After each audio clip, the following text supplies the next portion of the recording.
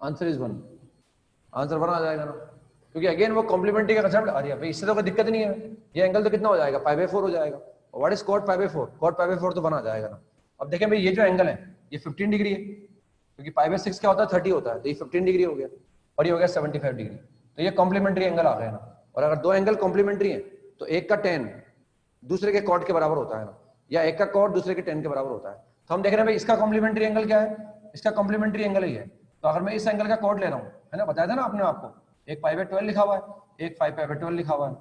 अगर दोनों angle complementary हैं तो इस एंगल का cot इसके tan के बराबर होगा, यानी इसको लिख सकता हूँ मैं टेंजेंट ऑफ π/12, इसको लिख सकता हूँ टेंजेंट ऑफ π/12, इसकी जगह मैंने ये लिख दिया ना। ये तो क्या cot π/4, ये तो 1 हो गया, और ये क्या लिखा हुआ है, ऐसा लिखा हुआ है cot π/12 लिखा हुआ है।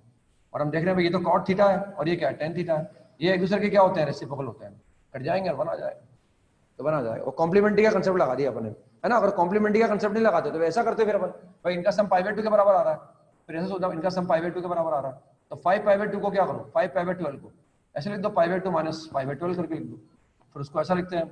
और हमें cot चाहिए तो cot of 5π/12, cot of 5π/12 is equal to what is cot of π/2 minus π/12, ये ऐसा आता, π/2 माइनस π/12 आता है। मेरी बात समझ रहे ना, तो कंसेप्ट सीख रखा है अपने डायरेक्ट, इससे इतना नहीं करना पड़ रहा हमें।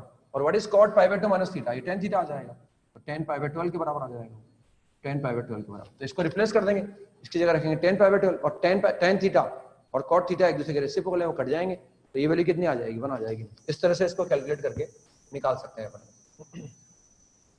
नेक्स्ट देखते हैं अपन domain and range of trigonometric functions, domain and range of trigonometric functions, domain and range of trigonometric functions, domain and range of trigonometric functions, trigonometric ratios बोले या trigonometric functions बोले एक ही बात है।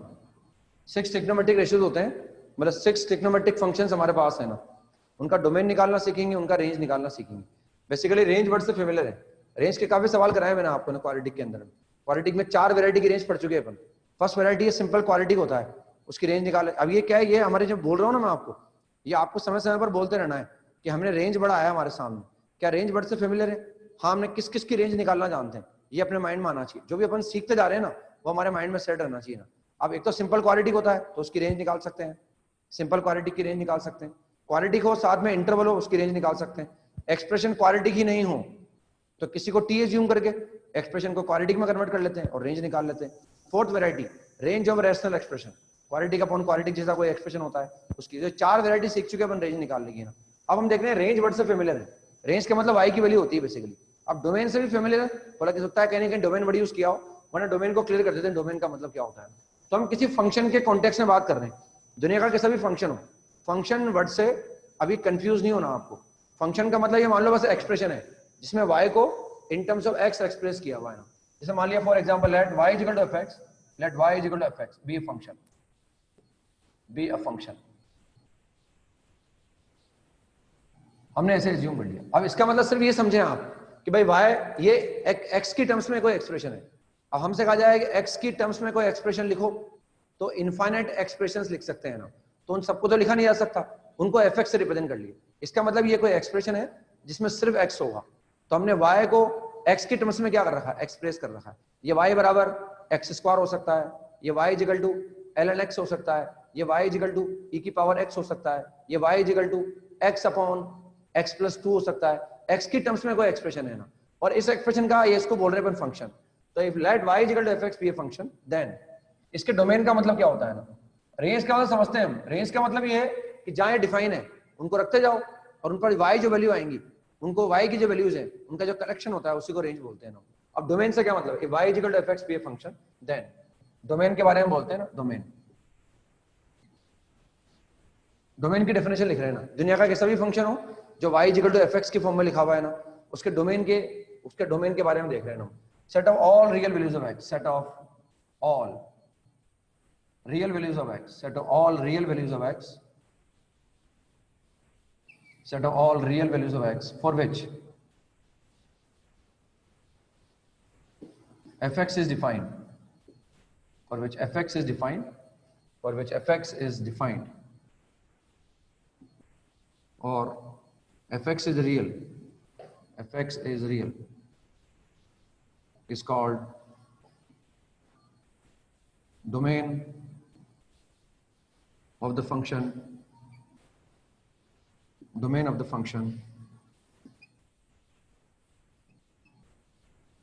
y is equal to fx. All word important है ना, जो भी अपन पढ़ रहे हैं अब, जैसे डोमेन हमारे 12th में भी काम आएगा। 12th में फंक्शन का पूरा मतलब बताएंगे आपको ढंग से ना, पूरा एक चैप्टर है हमारे सिलेबस में फंक्शन की रेंज निकालेंगे, वहाँ डोमेन निकालेंगे, 1 1 1 2 की बात करेंगे, इवन फंक्शन ऑड फंक्शन की बात करेंगे। अब लेकिन जैसे ये वर्ड हमारे सामने आ गया डेफिनेशन, तो कम से कम डेफिनेशन डोमेन अगर कभी दोबारा हमारे माइंड में आया, दोबारा सामने आया, तो कम से कम उसकी डेफिनेशन हमारे माइंड में क्लियर होनी चाहिए ना। मतलब अगर हमें कोई नहीं बताया ना दोबारा, तो हमारे माइंड में क्लियर रहना चाहिए ना। कोई बता दे तो अच्छा बात है, उसने बहुत बड़ा काम कर दिया आपके लिए ना, लेकिन अगर नहीं बताया ना, तो ये डेफिनेशन आपके माइंड में सेट रहनी चाहिए ना। मैं इसको एक्सप्लेन करने की भी कोशिश कर रहा हूँ ना। अब इसमें ऑल वर्ड इंपॉर्टेंट है, set of all real values of x for which F x is defined. F x इसको बोल रहे हैं, इसके कॉन्टेक्स्ट में बात कर रहे हैं। एफ एक्स इज डिफाइंड और एफ एक्स इज रियल। जो नंबर डिफाइन होगा, हम बोल रहे हैं 1/2 एक डिफाइंड नंबर है, जो भी नंबर अगर डिफाइंड है तो वो रियल है ना। अनडिफाइंड का मतलब उसके डिनोमिनेटर क्या हो जाए, 0 हो जाए, उसको अनडिफाइंड नंबर बोल रहे हैं अपन। तो for set of all real values of x for which F x is defined और एफ एक्स इज रियल। कई बार रियल बोलना अच्छा लगता है, कई बार रियल बोलते हैं ज्यादा अच्छा समझ में आता है, कई बार डिफाइंड बोलते हैं ज्यादा अच्छा समझ में आता है। Is called domain of the function y is equal to fx। Set of all है, ऑल वर्ड इंपॉर्टेंट है ना। जैसे फॉर एग्जांपल अगर हम इसकी बात करें, y is equal to ln x, y is equal to ln x की बात करें, इसका डोमेन निकालना है मुझे। इसकी रेंज तो जानते हैं हम, रेंज का मतलब y की रेंज, इसका रेंज है, इसका ग्राफ जानते हैं, हमने इसका ग्राफ रट रखा है ना। इसका बेस क्या है, 1 से बड़ा है, और इसका बेस अगर 1 से बड़ा है तो इसका ग्राफ ऐसा बनता है ना, इसका ग्राफ ऐसा बन रहा है। और ग्राफ रेंज का मतलब y की वैल्यूज। ग्राफ जो है y एक्सिस पर कम से कम कहां जा रहा है, माइनस के इनफाइनाइट पर, माइनस के इनफाइनाइट से कहां जा रहा है, प्लस इनफाइनाइट पर है ना। तो कई बार अगर किसी एक्सप्रेशन का ग्राफ बनाना आता हो, ग्राफ हमारे माइंड में हो, तो उस ग्राफ बना के भी उसकी रेंज निकाल सकते हैं। जैसे क्वालिटी का हमने रेंज बताया था, तो क्वालिटी का रेंज ग्राफ निकाल के बताया था, और बिना ग्राफ के बताया था हमने ना। तो अगर ग्राफ पता हो तो ग्राफ से भी निकाल सकते, रेंज पता है इसकी हमें। अब डोमेन की बात करें, डोमेन का मतलब x की set of all real values of x, all real values of x for which ln x is defined. अब यहाँ डिफाइन वर्ड ज्यादा अच्छा समझ में आ रहा है भाई। ln x डिफाइन कब होता है, लॉग डिफाइन कब होता है, जब उसका बेस पॉजिटिव हो एंड नॉट इक्वल टू 1 हो, और उसका नंबर क्या होना चाहिए, पॉजिटिव होना चाहिए। अब इसका बेस तो क्या है, e है, वो पॉजिटिव भी है और नॉट इक्वल टू 1 भी। अब ये डिफाइन कब होगा, जब इसका नंबर यानी x क्या होना चाहिए, पॉजिटिव होना चाहिए ना। तो x इज ग्रेटर देन 0, ये इसका डोमेन आ गया। This is the domain of this function. ये सारी वैल्यूज डोमेन है इसकी। अब इसको ऐसा लिखो, ये ऐसा लिख दो, x is the element of 0 से इंफिनिटी। ये डोमेन हो, डोमेन का मतलब x की वैल्यूज और रेंज का मतलब y की वैल्यूज। अब रेंज निकालेंगे कब, जहां ये डिफाइन है। इन वैल्यूज को अगर हम बारी बारी से रखते जाएं, हम इस इंटरवल में जो वैल्यूज आ रही है अगर इनको रखते जाएंगे, तो ln x मतलब y जिन वैल्यूज को एक्सेप्ट करेगा उनका जो सेट होता है, that is known as range. यानी रेंज निकालने के लिए हम x रखना पड़ता है, और x की उन्हीं वैल्यू को रखेंगे जहां डिफाइन होगा। लेकिन रेंज डोमेन का मतलब क्या है, सेट ऑफ ऑल। अगर हमसे ये इसका डोमेन निकाल लिया हमने 0 से इंफिनिटी, अगर हमसे कहा जाएगा भाई x is the element of 1 से इंफिनिटी, क्या इसका डोमेन है, ये इसका डोमेन नहीं है ना। इन सारी वैल्यूज पर ये डिफाइन तो है, ये डिफाइन है, लेकिन ये कंप्लीट सेट नहीं है। This is not the set of all real values of x। यानी इसके अलावा भी कुछ वैल्यूज ऐसी हैं x की जहां ये डिफाइन है, तो this is not the complete set, this is not the set of all real values of x where ln x is defined. Therefore this is not domain, domain यही है ना। इसलिए मैं ऑल वर्ड को focus कर रहा हूं ना, इसलिए बोल रहा हूं मैं कि हमारे आगे भी काम आएगा। लेकिन जो लिख लिया वो हमारे दिमाग में बिल्कुल सेट रहना चाहिए ना। कोई बताया नहीं बताया, हमें जरूरत नहीं पड़नी चाहिए उसको दोबारा बताने की ना। भाई ये डेफिनेशन तो कम से कम ये है ना, ऑल का मतलब समझा दिया मैंने। इन वैल्यूज पर ये डिफाइन है, बट लेकिन ये इंटरवल इसका डोमेन नहीं है, क्योंकि ये कंप्लीट सेट नहीं है। This is the complete set. अब इसके अलावा दुनिया में एक भी वैल्यू ऐसी नहीं है जहां डिफाइन है। जो भी जहां भी ये डिफाइन है वो सारी वैल्यूज में आ गई। This is set of all real values of x। इसका डोमेन क्या आ गया, ln x का डोमेन आ गया 0 से infinity. This is not a domain. मान लो हम इसकी बात करें, y is equal to e raise to power x। ये फंक्शन हमारे सामने आया, एक्सपोनेंशियल फंक्शन। इसका डोमेन कैसे निकालते हैं हम जानते हैं इसका बेस क्या है, इसका बेस पॉजिटिव है, ये e पॉजिटिव है। e का मतलब होता है इरेशनल नंबर, नेपियर्स कांस्टेंट बोलते हैं इसको अपन। तो इसकी पावर कुछ भी हो, अगर बेस पॉजिटिव है तो पावर कुछ भी हो गई, पावर 0 हो जाए, पावर पॉजिटिव हो जाए, पावर नेगेटिव हो जाए। इसका डोमेन क्या है, r है। ग्राफ इसका माइंड में आ रहा होगा आपके ना। डोमेन का मतलब x की वैल्यूज, डोमेन देखते हैं अपन x एक्सिस पर और रेंज देखते हैं अपन y एक्सिस पर, क्योंकि डोमेन का मतलब x की वैल्यूज है और रेंज का मतलब y की वैल्यूज है। तो y की वैल्यू अपन y एक्सिस पर देखेंगे और डोमेन x एक्सिस पर देखेंगे। इसका डोमेन क्या आ गया, x बिलोंग्स टू r, यानी इसका डोमेन है माइनस इनफाइनाइट से इनफाइनाइट। यानी किसी भी हर रियल नंबर पर डिफाइन है, किसी भी रियल नंबर को रखा जा सकता है ना। Domain of this function is r।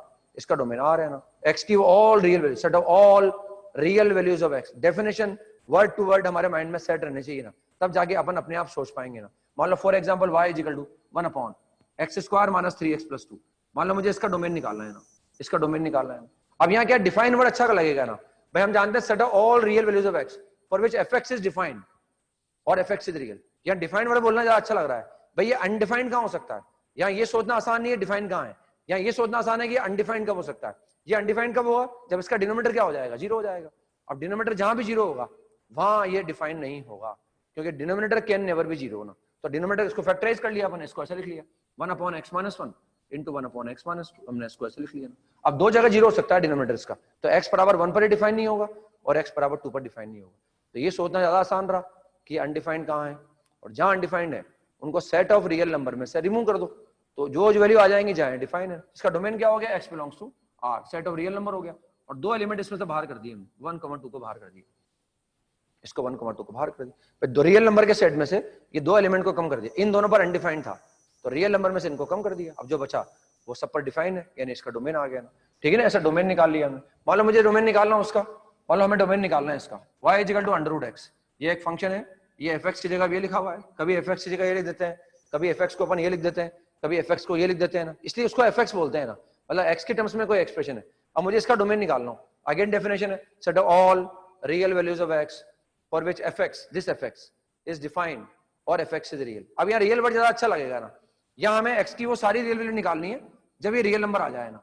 हम जानते हैं स्क्वायर रूट रियल नंबर कब आता है, क्योंकि अगर किसी नेगेटिव नंबर का हम स्क्वायर रूट निकालते हैं तो वो इमेजिनरी नंबर आ जाता है ना। तो यहाँ रियल वर्ड ज्यादा अच्छा लगेगा, यहाँ अगर हम डोमेन निकालना चाह रहे हैं तो रियल वर्ड से ज्यादा अच्छा लगेगा ना। हमें x की उन सारी रियल वैल्यूज को निकालना है कि ये रियल आ जाए, और स्क्वायर रूट रियल तभी आता है जब उसके अंदर जो एक्सप्रेशन है या उसके अंदर जो नंबर है वो नॉन नेगेटिव होना चाहिए ना। क्योंकि अगर ये नेगेटिव हो जाएगा, अगर ये नेगेटिव हो जाएगा तो नेगेटिव नंबर का स्क्वायर रूट एक इमेजिनरी नंबर के बराबर आएगा, एक रियल नंबर के बराबर नहीं आएगा।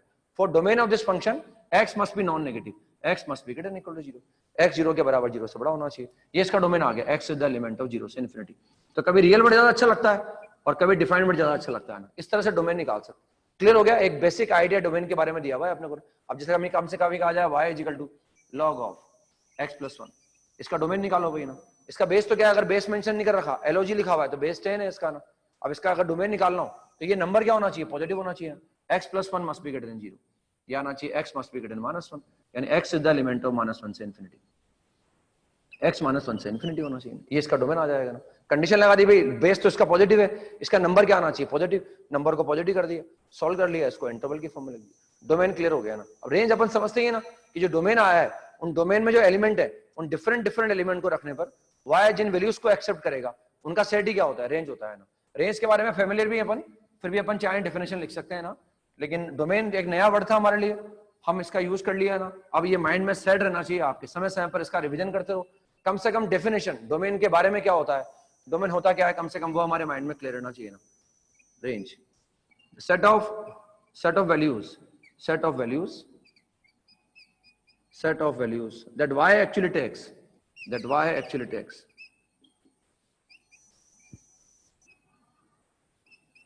the set of values that y actually takes for different elements of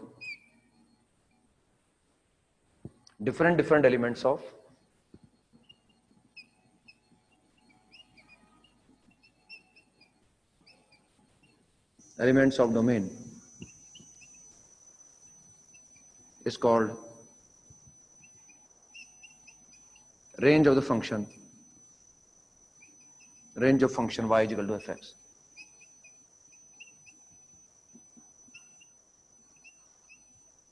The set of values that y actually takes, यानी जहां भी डिफाइन है x को, उन x को मैं बारी बारी से रखता जाऊंगा, उनको रखने पर y जिन वैल्यूज को एक्सेप्ट करेगा, मैं x को रखा, जहां डिफाइन है उस x को रखा, उससे y की कुछ वैल्यू आई, तो जहां भी डिफाइन है उनको रखते गए, y की जो वैल्यूज आई, y ने जिनको एक्सेप्ट किया उनका जो सेट आ गया, that is known as range. और रेंज के बारे में समझते हैं अपन ना, हालांकि ऐसा करते नहीं कि एक एक को रखेंगे और y निकालेंगे, कभी ग्राफ बना लेते हैं, कभी तरीका बताता है रेंज निकालने का।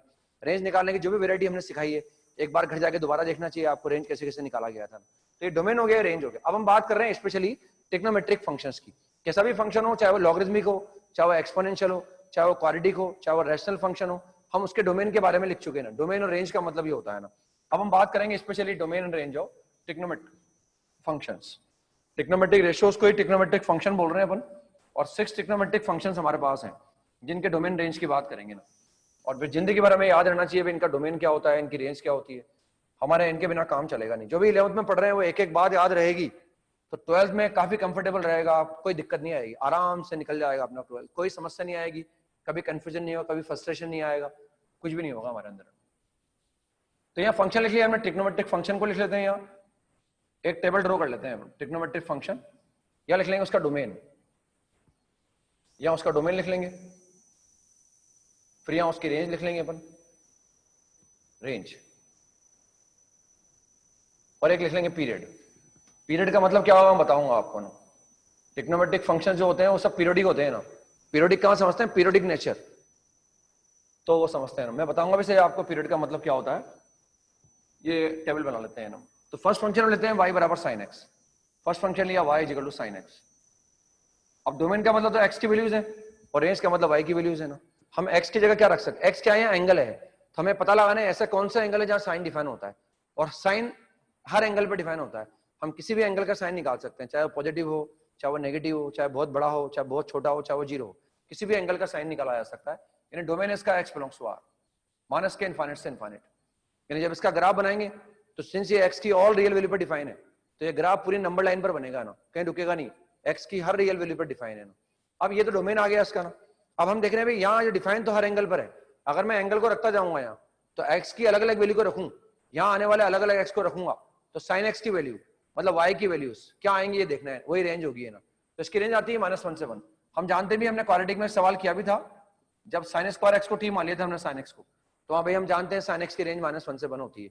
इसका मतलब किसी भी एंगल को रखें, भले 1 करोड़ डिग्री रख दें हम, 1 करोड़ डिग्री, लेकिन साइन की वैल्यू, इस साइन x की वैल्यू 1 से बड़ी नहीं आ सकती और -1 से कम नहीं आ सकती।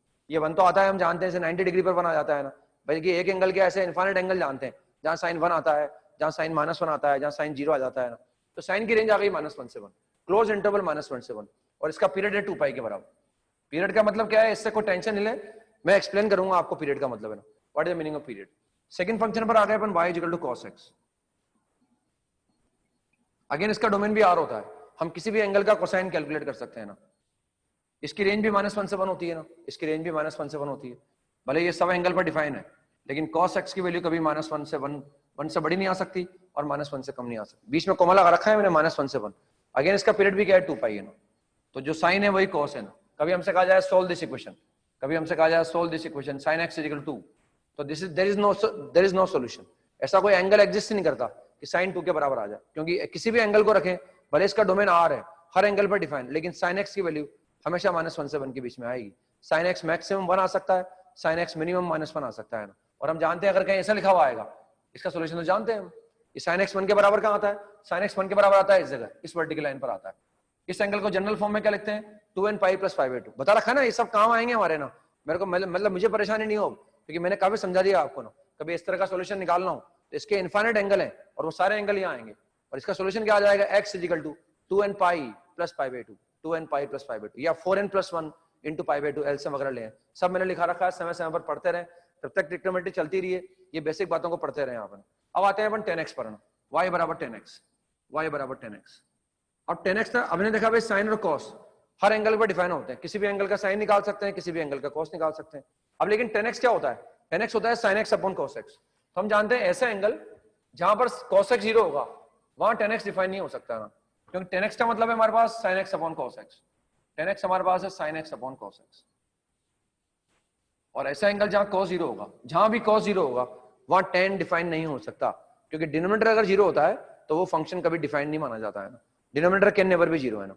तो हम देख रहे हैं भाई ऐसा एंगल जहां cos 0 होता है, उन एंगल पर दिक्कत है, हमें उन एंगल पर tan डिफाइन नहीं होगा, और उसके अलावा हमें कोई दिक्कत नहीं। अब cos 0 कहां होता है, cos तो यहां भी 0 होता है और cos तो यहां भी 0 होता है, यानी π/2 के जो ऑड मल्टीपल है उन पर कोसाइन 0 होता है, और हमें π/2 के ऑड मल्टीपल से ही दिक्कत है बस। तो क्या करो, रियल नंबर का जो सेट है उसमें से π/2 के ऑड मल्टीपल बाहर निकाल दो, रियल नंबर के सेट में से π/2 के ऑड मल्टीपल बाहर निकाल देंगे ना। तो x belongs to r minus, ये सेट ऑफ रियल नंबर हो गया, और π/2 के ऑड मल्टीपल बाहर निकाल दिए। अब चाहे ऑड मल्टीपल लिखना है तो चाहे 2n + 1 लिखें या 2n - 1 लिखें, एक ही बात है। दोनों ने लिखने में हमारी इच्छा है भाई हम 2n+1 लिखें, हम चाहें तो 2n-1 लिख दें। तो सेट ऑफ रियल नंबर में से π/2 के ऑड मल्टीपल माइनस कर दिए हमने। क्यों माइनस करे? क्योंकि इन सारे एंगल पर cos 0 हो रहा था, और अगर cos 0 हो जाएगा तो tan डिफाइन नहीं होगा। यानी tan अनडिफाइंड कब होगा? π/2 के ऑड मल्टीपल, 1 × π/2, 3 × π/2, -1 × π/2, जो भी π/2 का ऑड मल्टीपल है उन पर tan डिफाइन नहीं होता। अब इसकी रेंज क्या आती है? इसकी रेंज आती है r, y is the element of r। tan की रेंज आ गई r बोले या माइनस के इनफाइनाइट से इनफाइनाइट बोले, एक ही बात। यानी इसकी रेंज r का मतलब भाई डोमेन तो ये कुछ एंगल पर अनडिफाइंड है, लेकिन जहां भी ये डिफाइन है उन एंगल्स को अगर मैं रखूंगा तो 10x की रेंज यानी 10x की वैल्यू माइनस के इनफाइनाइट से इनफाइनाइट में कुछ भी आ सकती है। यानी किसी एंगल पर tan की वैल्यू 1 करोड़ भी आ सकती है, किसी एंगल पर tan की वैल्यू 1000 करोड़ भी आ सकती है, किसी एंगल पर tan की वैल्यू 1 लाख करोड़ भी आ सकती है, क्योंकि इसकी वैल्यू माइनस इनफाइनाइट से इनफाइनाइट तक कुछ भी आ सकती है ना। जो रेंज है जहां भी ये डिफाइन है उन एंगल को रखूंगा तो tan की रेंज, tan की वैल्यूज माइनस इनफाइनाइट से इनफाइनाइट तक कुछ भी आ सकती है ना। अब इसका जो पीरियड होता है वो पाई होता है ना, इस 10x का पीरियड होता है पाई, इसका पीरियड होता है पाई। सेकंड 4 पर आते हैं अपन, y = cot x। अब बेसिकली cot x क्या है? cos x upon sin x है। अगर अपन cot x की बात करेंगे तो cot x = क्या हो गया? cos x upon sin x हो गया ना, cos x upon sin x। और जहां भी sin 0 होगा वहां ये एंगल, ये वहां cot x अनडिफाइंड हो जाएगा। अब sin 0 का होता है मल्टीपल ऑफ पाई पर। हम जानते हैं इस इक्वेशन के सॉल्यूशन ही जानते हैं, sin x = 0 लिखा रखा है ना आपको भाई। इस एंगल पर चाहे पाई का इवन मल्टीपल हो चाहे पाई का ऑड मल्टीपल हो, sin 0 होता है ना। यानी sin 0 का होता है, इस इक्वेशन का जनरल सॉल्यूशन क्या है? इस इक्वेशन का सॉल्यूशन है x = n pi, n belongs to i। तो n पाई चाहे पाई का इवन मल्टीपल हो चाहे पाई का ऑड मल्टीपल हो, sin 0 होता है ना। यानी n पाई जो पाई के मल्टीपल है उनको रियल नंबर के सेट में से क्या करो? माइनस कर दो, क्योंकि उन पर sin 0 हो जाएगा, और sin अगर 0 होगा तो cot डिफाइन नहीं होगा ना। तो हमने क्या करा? सेट ऑफ रियल नंबर में से पाई के मल्टीपल माइनस कर दी n पाई, और n बिलोंग्स टू क्या? i है ना। जितने भी पाई के मल्टीपल है, इंटीग्रल मल्टीपल, उन सबको सेट ऑफ रियल नंबर में से माइनस कर दिया ना। इसकी रेंज भी अगेन माइनस इनफाइनाइट से इनफाइनाइट होती है। The range of this cot x is minus infinite से इनफाइनाइट। इसका पीरियड भी पाई होता है ना, इसका पीरियड भी पाई होता है ना। तो जो पीरियड साइन का है वही cos का है, जो पीरियड tan का है वही cot का है ना। साइन cos की रेंज सेम है, tan और cot की रेंज सेम है। साइन cos का डोमेन सेम है, इसके डोमेन निकालने में दिक्कत आएगी नहीं। एक बार अपने आप बोलना है बस आपको समझा के, भाई हम देख रहे हैं भाई tan का डोमेन sin अपॉन cos, जहां cos 0 है, cos 0 कहां होता है उनको माइनस कर दिया। cot का डोमेन cos अपॉन sin, जहां sin 0 होता है उनको माइनस कर दिया ना। एक एक बार अपने आप बोलना होता है बस अपने को घर जाके ना। इसके बाद आते हैं हम sec x पर, y = sec x, y = sec x। अब इसका ये क्या अगेन क्या है? 1 अपॉन cos, यानी जहां cos 0 होगा वहां हटाना पड़ेंगे अपने को, और जब cos 0 का होता है हमने सोच लिया ना। इसका डोमेन क्या है? r minus odd multiple of π/2 minus कर दो। अब ऑड मल्टीपल के लिए 2n+1 का यूज करो या 2n-1 का यूज करो, वो एक ही बात है, क्योंकि 1 अपॉन cos, जहां cos 0 आएगा उन एंगल पर डिफाइन नहीं हो सकता। अब इसकी जो रेंज आएगी ना, इसकी रेंज आएगी माइनस के इनफाइनाइट से -1 और यूनियन 1 से लेकर इन्फिनिटी, यूनियन 1 से लेकर इन्फिनिटी, ये इसकी रेंज आ जाएगी ना।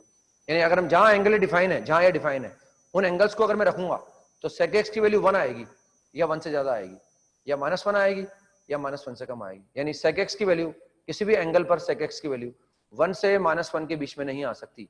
sec x या तो 1 आएगा या 1 से बड़ा, -1 आएगा या -1 से कम आ जाएगा ना।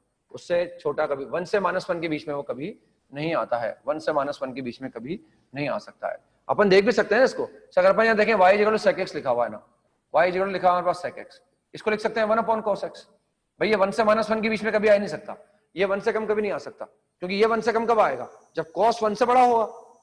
भाई ये हाफ कब आ सकता है? जब cos 2 हो। ये 1/3 कब आ सकता है? जब cos 3 हो। ये 1/4 कब आ सकता है? जब cos 4 हो। हम जानते हैं ये जो वैल्यू है, अगर ये वैल्यू 1 होगी, अगर ये 1 होगा तो ये वैल्यू भी कितनी आ जाएगी? 1 आ जाएगी। लेकिन अगर ये 1 से छोटा है, अगर ये 1 से छोटा है तो रेसिप्रोकल क्या आएगा? 1 से बड़ा आएगा ना। हम जानते हैं या तो ये 1 है या 1 से छोटा है। इसका मैग्नीट्यूड क्या है? 1 से -1 के बीच में है ना। तो हम देख रहे हैं अगर ये हाफ हो गया, अगर cos हाफ हो गया तो ये 2 आ जाएगा, cos 1/3 होगा तो ये 3 आ जाएगा, cos 1/4 होगा तो 4 आ जाएगा, cos 1/5 होगा तो ये 1/5 है, cos माइनस का 1/5 होगा तो माइनस का 5 आ जाएगा। तो हम देख रहे हैं भाई ये कभी ये जो वैल्यू है ये 1 से कम कभी नहीं आ सकती, क्योंकि 1 से कम तभी आएगी जब cos 1 से बड़ा होगा, और cos 1 से बड़ा कभी नहीं हो सकता। जैसे sec x की जो रेंज आती है, sec x या तो 1 आता है या 1 से बड़ा, -1 या -1 से कम। हमसे कभी कहा जाए solve this equation, sec x = half, there is no angle which will satisfy this equation। ऐसा कोई एंगल ही नहीं है। ये रेंज याद रखना जरूरी है ना, थोड़ा मैं समझाने की कोशिश भी कर रहा हूँ आपको रेंज कैसे है, लेकिन माइंड में रखना पड़ेगा इनको। जैसे फॉर्मूला होता है ना भाई a + b का होल स्क्वायर, अब हमारे माइंड में है ना, ठीक है, ऐसे ही हमारे माइंड में रखना पड़ेगा अपने को, बार बार काम आता रहेगा अपने ना, तो हमें बार बार कंफ्यूजन नहीं हो, हमें याद निकलना चाहिए, मतलब है ना। तो इसकी रेंज आ गई और इसका पीरियड होता है 2 पाई के बराबर, the period of this function is 2 पाई। अब लास्ट आ गए अपन cosec x पर। y is equal to cosec x, y is equal to cosec x। Again ये 1 अपॉन साइन है, तो जहां साइन 0 होगा वहां डिफाइन नहीं होगा, और साइन 0 कहां होता है? मल्टीपल ऑफ पाई पर। अगेन इसकी रेंज, अगेन ये 1 अपॉन साइन है, जैसे 1 अपॉन कॉस हुआ, कॉस -1 से 1 के बीच में होता है, ऐसे कॉसेक भी क्या होगा? 1 अपॉन साइन होगा, और साइन -1 से 1 के बीच में होता है, इससे ये वैल्यू 1 से कम कभी नहीं आ सकती है ना, या तो ये 1 के बराबर आएगा या 1 से बड़ा आएगा। अगेन इसकी रेंज क्या आ गई? -∞ से -1, यूनियन 1 से इन्फिनिटी आ गई, 1 से इन्फिनिटी, यानी ये जो वैल्यू आएगी ये 1 के बराबर या 1 से बड़ी आएगी, -1 के बराबर उससे कम आएगी ना। और इसका पीरियड भी अगेन 2 पाई के बराबर होता है, पीरियड इज 2 पाई, ठीक है ना। ऐसे ये साइन का डोमेन लिख लिया, सबके डोमेन लिख लिए ना। अब अपन समझ सकते हैं साइन कोस, हल्का सा मैं आइडिया देता हूं आपको, वैसे याद रखने ही काम आएगा बस अपने ना। तो हम कैसे कह सकते हैं कि साइन हर एंगल पर डिफाइन होता है ना। भैया समझ में आ गया, भैया अनडिफाइंड क्यों है कुछ जगह, ये समझ में आ गया। ये अनडिफाइंड क्यों है कुछ एंगल पर, ये समझ में आ गया ना। थोड़ा रेंज का मैंने सेक एक्स और कॉसेक एक्स की रेंज का आइडिया देने की कोशिश की है मैंने आपको ना, भैया 1 अपॉन साइन होता है या 1 अपॉन कॉस होता है, उससे समझ में आ गया ना। अब हम देख रहे हैं भाई साइन जैसे है उसका डोमेन आर क्यों होता है, भाई ऐसा क्यों है कि साइन हर एंगल पर डिफाइन होता है, किसी एंगल का साइन अनडिफाइंड क्यों नहीं होता है ना। तो उसका अगेन जवाब यही है हमारे पास। हम जानते हैं कि किसी भी एंगल का साइन कोस निकालना हो, उस एंगल की एक रिवॉल्विंग लाइन ड्रॉ कर लो आप, उस एंगल की एक रिवॉल्विंग लाइन हम ड्रॉ कर लेते हैं। मान लो मुझे एक्स एंगल का साइन निकालना है, किसी भी एंगल का साइन निकालना हो, हम साइन एक्स की बात कर रहे हैं, तो मान लो एक्स एंगल की रिवॉल्विंग लाइन बना ली हमने। अब मुझे इसका साइन कैलकुलेट करना है, इसका साइन उस रिवॉल्विंग लाइन की लेंथ पर डिपेंड नहीं करता है, हम जानते हैं ना। इस पर कहीं भी एक पॉइंट पी ले लिया मैंने, और मैं यहां से ड्रॉ कर दूंगा एक परपेंडिकुलर, वो एक्स एक्सिस को कहीं ना कहीं जाके मीट करेगा, मान लिया वो एम पॉइंट पे मीट कर रहा है ना। अब इसका हमें साइन निकालना है, तो हम जानते हैं साइन एक्स की वैल्यू क्या होगी, साइन एक्स इक्वल टू होगा PM upon OP, PM upon OP. और हम जानते हैं ओपी का भी 0 नहीं हो सकता, ओपी क्या होती है? लेंथ ऑफ रिवॉल्विंग लाइन, उसको ऑलवेज पॉजिटिव मानते हैं। ऐसे cos x की अगर हम बात करें, cos x इक्वल ये हो जाएगा ओएम अपॉन ओपी हो जाएगा ना। अब ध्यान से देखो भाई साइन अनडिफाइंड कब हो सकता है, ये अनडिफाइंड कब हो सकता है? भाई अगर ये 0 हो जाएगा तो चलेगा, भाई अगर ये 0 हो जाएगा तो साइन 0 0 हो जाएगा ना। लेकिन हम जानते हैं साइन अनडिफाइंड कब हो सकता है? जब ओपी बराबर 0 हो। कॉस अनडिफाइंड कब हो सकता है? जब ओपी बराबर 0 हो। और ओपी तो क्या है? लेंथ ऑफ रिवॉल्विंग लाइन है, वो कभी 0 हो नहीं सकता। यानी कैसा भी एंगल का रिवॉल्विंग लाइन बना लो, उसका साइन कॉस निकाला जा सकता है ना, क्योंकि साइन अनडिफाइंड कभी हो नहीं सकता, क्योंकि ओपी कभी 0 नहीं हो सकता और ओपी कभी 0 नहीं हो सकता। इसलिए किसी भी एंगल का साइन निकाल सकते हैं। साइन का डोमेन क्या हो गया? आर हो गया। कॉस का डोमेन क्या हो गया? आर हो गया। अब ये देख सकते हैं साइन मैक्सिमम 1 या -1 ही क्यों आता है ना, साइन की रेंज 1 से -1 क्यों होती है ना। तो ध्यान से देखिए, हम किसी भी एंगल का साइन निकाल रहे हैं, मैं साइन का लॉजिक समझा देता हूं आपको, साइन के लॉजिक से फिर आप दिमाग लगा के इससे भी समझ सकते हैं। लिखवा तो दिया मैंने रेंज क्या होती है, थोड़ा मैं एक्सप्लेन करने की कोशिश कर रहा हूं। अब देखो साइन एक्स क्या है? पीएम अपॉन ओपी है ना, sine X equal to PM upon OP. किसी भी एंगल का निकाला हम ऐसे निकालेंगे ना, sine X equal to PM upon OP. अब देखो ये 1 से बड़ा कब आ सकता है? जब पीएम ओपी से बड़ा हो जाए ना। अब पीएम तो कभी ओपी से बड़ा नहीं आ सकता, क्योंकि अगर मैं किसी भी एंगल का रिवॉल्विंग लाइन ड्रॉ करूंगा तो उसका रिवॉल्विंग लाइन या तो ऐसा बनेगा, या उसका रिवॉल्विंग लाइन कभी यहां आ सकता है, या रिवॉल्विंग लाइन कभी यहां आ सकता है, किसी एंगल का रिवॉल्विंग लाइन यहां आ सकता है, या किसी एंगल का रिवॉल्विंग लाइन यहां बन सकता है ना, या रिवॉल्विंग लाइन ऐसा आ सकता है, रिवॉल्विंग लाइन ऐसा आ सकता है, या रिवॉल्विंग लाइन ऐसा आ सकता है ना, या रिवॉल्विंग लाइन ऐसा आ सकता है, रिवॉल्विंग लाइन ऐसा आ जाए, मान लो ये एक्स एंगल हो जाए, ये एक्स एंगल हो जाए ना, और ये एक्स एंगल ऐसा हो जाए ना। हो सकता है एक्स एंगल ऐसे हो ना, इस एंगल का मैं साइन निकालने की कोशिश कर रहा हूँ, ये रिवॉल्विंग लाइन बना ली हमने ऐसे। तो हम देखें भाई पीएम कभी ओपी से बड़ा ही नहीं सकता है ना। तो ये डायग्राम बना रखा है हमारा, इस एंगल का मैं साइन निकालना चाहता हूँ, तो पीएम ओपी से क्या है? छोटा है। पीएम तो हाइपोटेनस दिख रहा है, और पीएम क्या है? ओपी तो हाइपोटेनस है, पीएम परपेंडिकुलर है। तो हम देख रहे हैं पीएम ओपी से छोटा है। यहाँ आ गए अपन, मान लो मैंने यहाँ कोई पॉइंट पी लिया, मैंने यहाँ ड्रॉ किया परपेंडिकुलर, यही ओरिजिन है, यही है। यहाँ पीएम और ओपी क्या है? बराबर है। तो पीएम मैक्सिमम क्या है? ओपी के बराबर हो सकता है। जैसे मैं एंगल को फ्री कर लाऊंगा, मान लो मैं यहाँ लेके आ गया, अब मैं यहाँ कोई पॉइंट पी लूंगा तो वापस पीएम क्या आएगा? ओपी से छोटा हो जाएगा। ये पीएम ओपी से क्या आएगा? कम आएगा। यहाँ देखें, यहाँ भी पीएम क्या आएगा? ओपी से कम आएगा। अगर मैं यहाँ कोई पॉइंट लूंगा और यहाँ से ड्रॉ करूंगा परपेंडिकुलर, ये पॉइंट पी और ये है मैंने, तो पीएम हमेशा ओपी से क्या आएगा? कम आएगा। यहाँ भी देखें पीएम ओपी से कम आएगा। तो पीएम ओपी से बड़ा कभी आ नहीं सकता है ना। पीएम ओपी के बराबर आ सकता है इस लाइन पर, यहाँ पीएम ओपी के बराबर आ सकता है, या फिर यहाँ आ सकता है ना। लेकिन यहाँ पीएम क्या होगा? नेगेटिव हो जाएगा। भले ओपी के बराबर हो जाएगा लेकिन नेगेटिव हो जाएगा। लेकिन पीएम ओपी से बड़ा कभी नहीं हो सकता, इसलिए इसकी न्यूमेरिकल वैल्यू 1 से बड़ी कभी आ नहीं सकती है ना। क्योंकि अगर हम देखेंगे न्यूमरेटर बड़ा आएगा और डिनोमिनेटर छोटा आएगा, तब वो वैल्यू 1 से बड़ी आएगी ना। लेकिन हम जानते हैं पीएम ओपी से बड़ा कभी नहीं हो सकता। हाँ, ओपी के बराबर हो सकता है, माइनस ओपी के बराबर भी हो सकता है, इसलिए ये मैक्सिमम 1 आ सकता है, या मिनिमम क्या आ सकता है? -1। लेकिन इसकी न्यूमेरिकल वैल्यू ये 1 से बड़ा या -1 से कम। -1 से कम का मतलब न्यूमेरिकल वैल्यू 1 से बड़ी हो गई, -1 से कम का मतलब -2, माइनस का 1.1, माइनस का 1.5, -1 से कम का मतलब उसकी न्यूमेरिकल वैल्यू 1 से बड़ी, लेकिन हम जानते हैं इसकी न्यूमेरिकल वैल्यू 1 से बड़ी कभी नहीं हो सकती। इसीलिए साइन हर एंगल पर डिफाइन होता है और साइन की रेंज -1 से 1 होती है ना। समझ में? ऐसा कॉस के बारे में सोच सकते हैं आप ना, जो OM है वो कभी OP से बड़ा नहीं हो सकता है ना। OM कभी OP से, OM OP के बराबर आ सकता है, -OP हो सकता है, लेकिन OM कभी OP से बड़ा नहीं आ सकता। इसलिए कॉस की रेंज भी -1 से 1 के बीच में होती है ना। अब tan के बारे में समझ सकते हैं अपन हल्का सा। tan का डोमेन तो बता ही दिया मैंने आपको। अब tan के रेंज के बारे में देखें अपन। हम देख रहे हैं भाई, अगर हम किसी एंगल का tan निकालेंगे ना, तो वो अनडिफाइंड कहां होगा, जहां cos 0 हो जाएगा ना। अब जैसे फॉर एग्जांपल मैंने 45 डिग्री का एंगल ले लिया ना, बट tan की रेंज क्या होती है, r होती है ना। tan माइनस के इनफाइनाइट से इनफाइनाइट हो सकता है, tan की वैल्यू कुछ भी आ सकती है, 1 करोड़ 1000 करोड़ कुछ भी आ सकता है। हमने ये एंगल 45 डिग्री का लिया ना, 45 डिग्री का एंगल। अगर मैंने यहाँ कोई पॉइंट पी लिया, मैंने यहां से ड्रॉ किया परपेंडिकुलर, तो ऑब्वियस सी बात है PM और OM दोनों बराबर होंगे ना, क्योंकि हम जानते हैं किसी भी एंगल का अगर मैं tan निकालूंगा तो tan x, अगर हम जनरलाइज में बात करें, tan x की बात करें, तो tan x क्या होगा, PM अपॉन OM हो जाएगा ना, परपेंडिकुलर अपॉन बेस हो जाएगा। समझ रहे ना भाई, sin x और cos x को डिवाइड कर दिए, sin x लिखा था मैंने, cos x लिखा था, दोनों को डिवाइड कर दिया ना। अब हम देख रहे हैं भाई, ये जो वैल्यू है ये बहुत बड़ी भी आ सकती है, बहुत कम भी आ सकती है, इसका मैग्नीट्यूड बहुत ज्यादा भी आ सकता है, बहुत कम भी आ सकता है। कैसे? जैसे फॉर एग्जांपल मैंने 45 डिग्री निकाला, तो 45 पर तो PM और OP क्या हो गए, बराबर हो गए, क्योंकि ये एंगल तो हो गया 90 डिग्री का और ये एंगल हो गया हमारे पास, इससे निकाल लिया है ना। मैं क्या करता हूँ, बार बार हमें कंफ्यूजन नहीं हो, इसलिए मैं एक सर्कल ड्रॉ कर लेता हूँ ना, ताकि लेंथ ऑफ रिवॉल्विंग लाइन को मुझे बार बार चेंज नहीं करना पड़ेगा ना। मैं एक सर्कल ड्रॉ कर लेता हूँ, थोड़ा सा समझाने की कोशिश करता हूँ मैं, हालांकि याद रखना ही हमारा काम आएगा कि 10x की जो रेंज है वो माइनस के इनफाइनाइट से इनफाइनाइट होती है ना। तो हमने क्या करा है, सर्कल ड्रॉ कर लिया और मैंने पहले 45 डिग्री का एंगल बना लिया ना, ये बना लिया एक 45 डिग्री का एंगल, यहाँ एक पॉइंट P ले लिया मैंने, यहां से ड्रॉ कर दिया मैंने परपेंडिकुलर, ये M आ गया ना, और इस एंगल को बोल रहा हूं मैं 45, ये 45 डिग्री का, और ये O मान लिया। अब 45 क्या है, तो ये 90 है, ये भी 45 हो गए, यानी PM बराबर OP आ गया, यानी tan 45 की वैल्यू क्या आ गई, बना गई, इस एंगल का tan तो बना गया। अब अगर मैं रिवॉल्विंग लाइन को इसके नीचे लूंगा ना, मान लो मैंने रिवॉल्विंग लाइन को यहां लिया है, ये P पॉइंट आ गया और ये M पॉइंट आ गया। अब इसमें PM क्या आएगा, PM छोटा हो जाएगा, PM छोटा हो जाएगा और OM क्या हो जाएगा, बड़ा हो जाएगा ना। यानी जैसे मैं एंगल को 45 से कम करूंगा, tan की वैल्यू कम आ जाएगी 1 से ना, 45 होते ही तो PM और OP बराबर होगा, यानी 1 आ गया।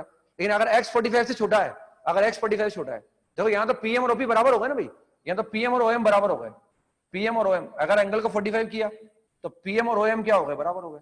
लेकिन जैसे मैं 45 से नीचे करूंगा ना, PM कम हो जाएगा और OM क्या हो जाएगा, ज्यादा हो जाएगा।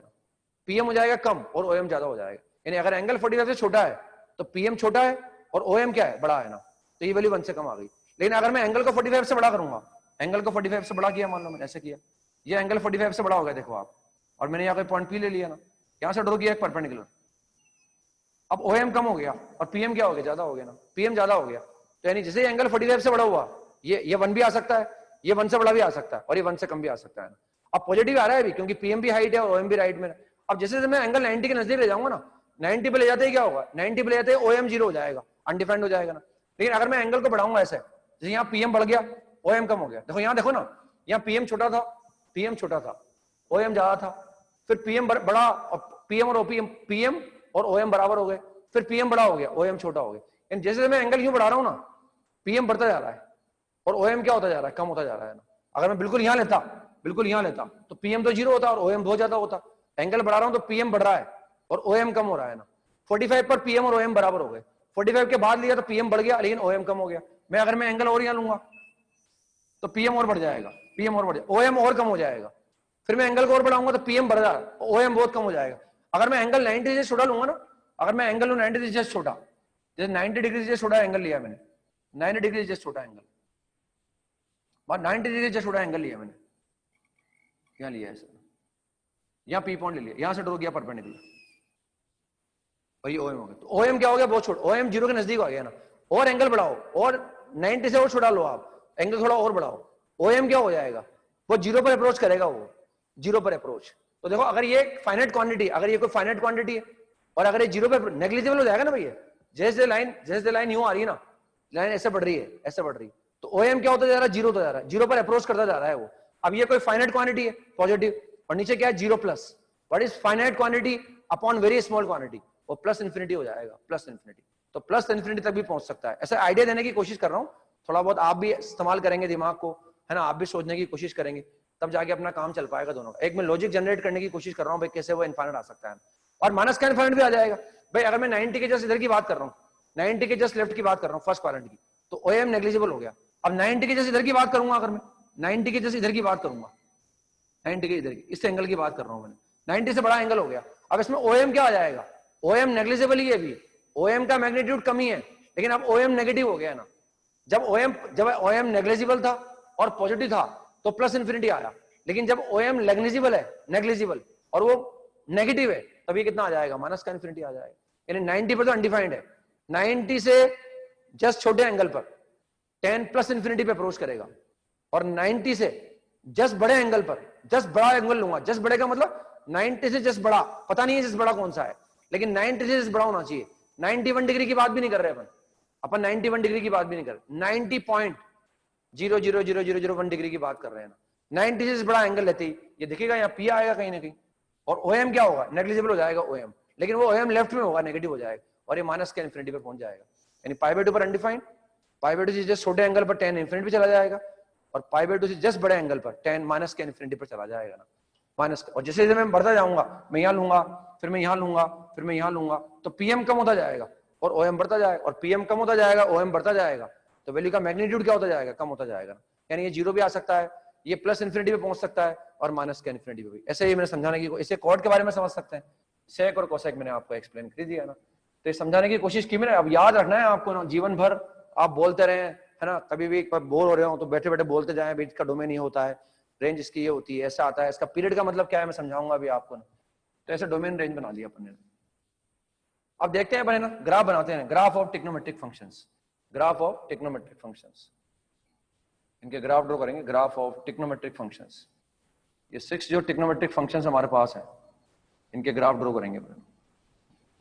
6 ग्राफ बनाएंगे हम, 3 में बनाऊंगा, 3 आप बनाएंगे ना। तो फर्स्ट अपन बनाते हैं y = sin x, y = sin x का ग्राफ ड्रॉ करते हैं।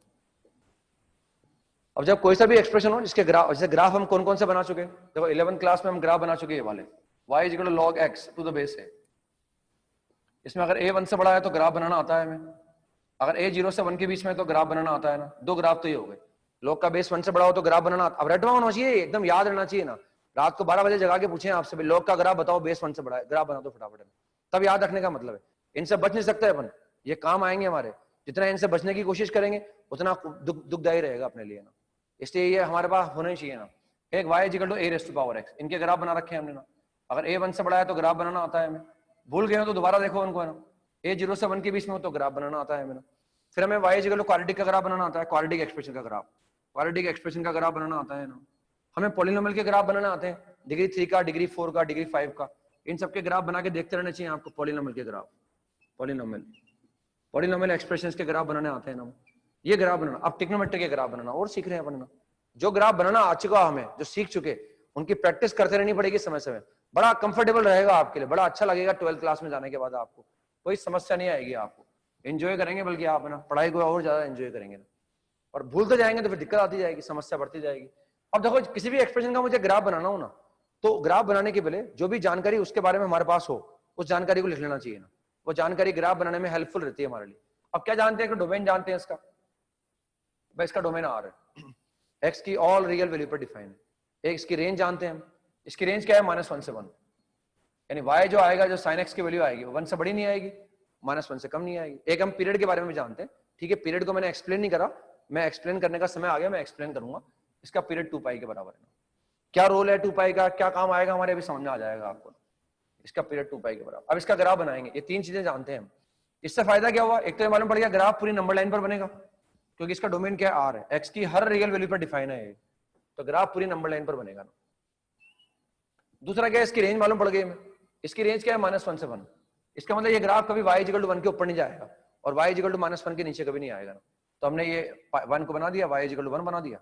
ये ग्राफ इस y = 1 के ऊपर नहीं जाएगा, क्योंकि इस y की वैल्यू यानी sin x की वैल्यू 1 से बड़ी हो नहीं सकती है ना।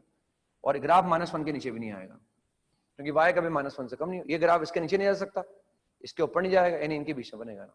अब क्या है, कोई सा भी ट्रिग्नोमेट्रिक फंक्शन हो, उसका ग्राफ बनाने के लिए हम फर्स्ट 4 क्वाड्रेंट ड्रॉ करते हैं ग्राफ बनाने के लिए। फर्स्ट 4 क्वाड्रेंट हम जानते हैं, फर्स्ट 4 क्वाड्रेंट का मतलब हो गया, क्या एंगल हो गया 0, ये एंगल हो गया π/2, यानी एक बार हम ग्राफ बनाएंगे 0 से π/2 के बीच में।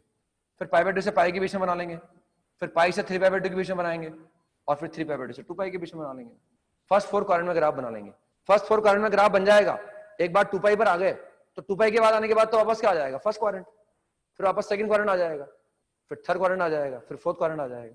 हम जाते हैं थीटा का साइन निकालो या 2 पाई प्लस थीटा का साइन निकालो, एक ही बात है ना, क्योंकि अगर 2 पाई तक ग्राफ बना लिया उसके बाद तो वापस first quadrant, second quadrant, third quadrant आता जाएगा ना।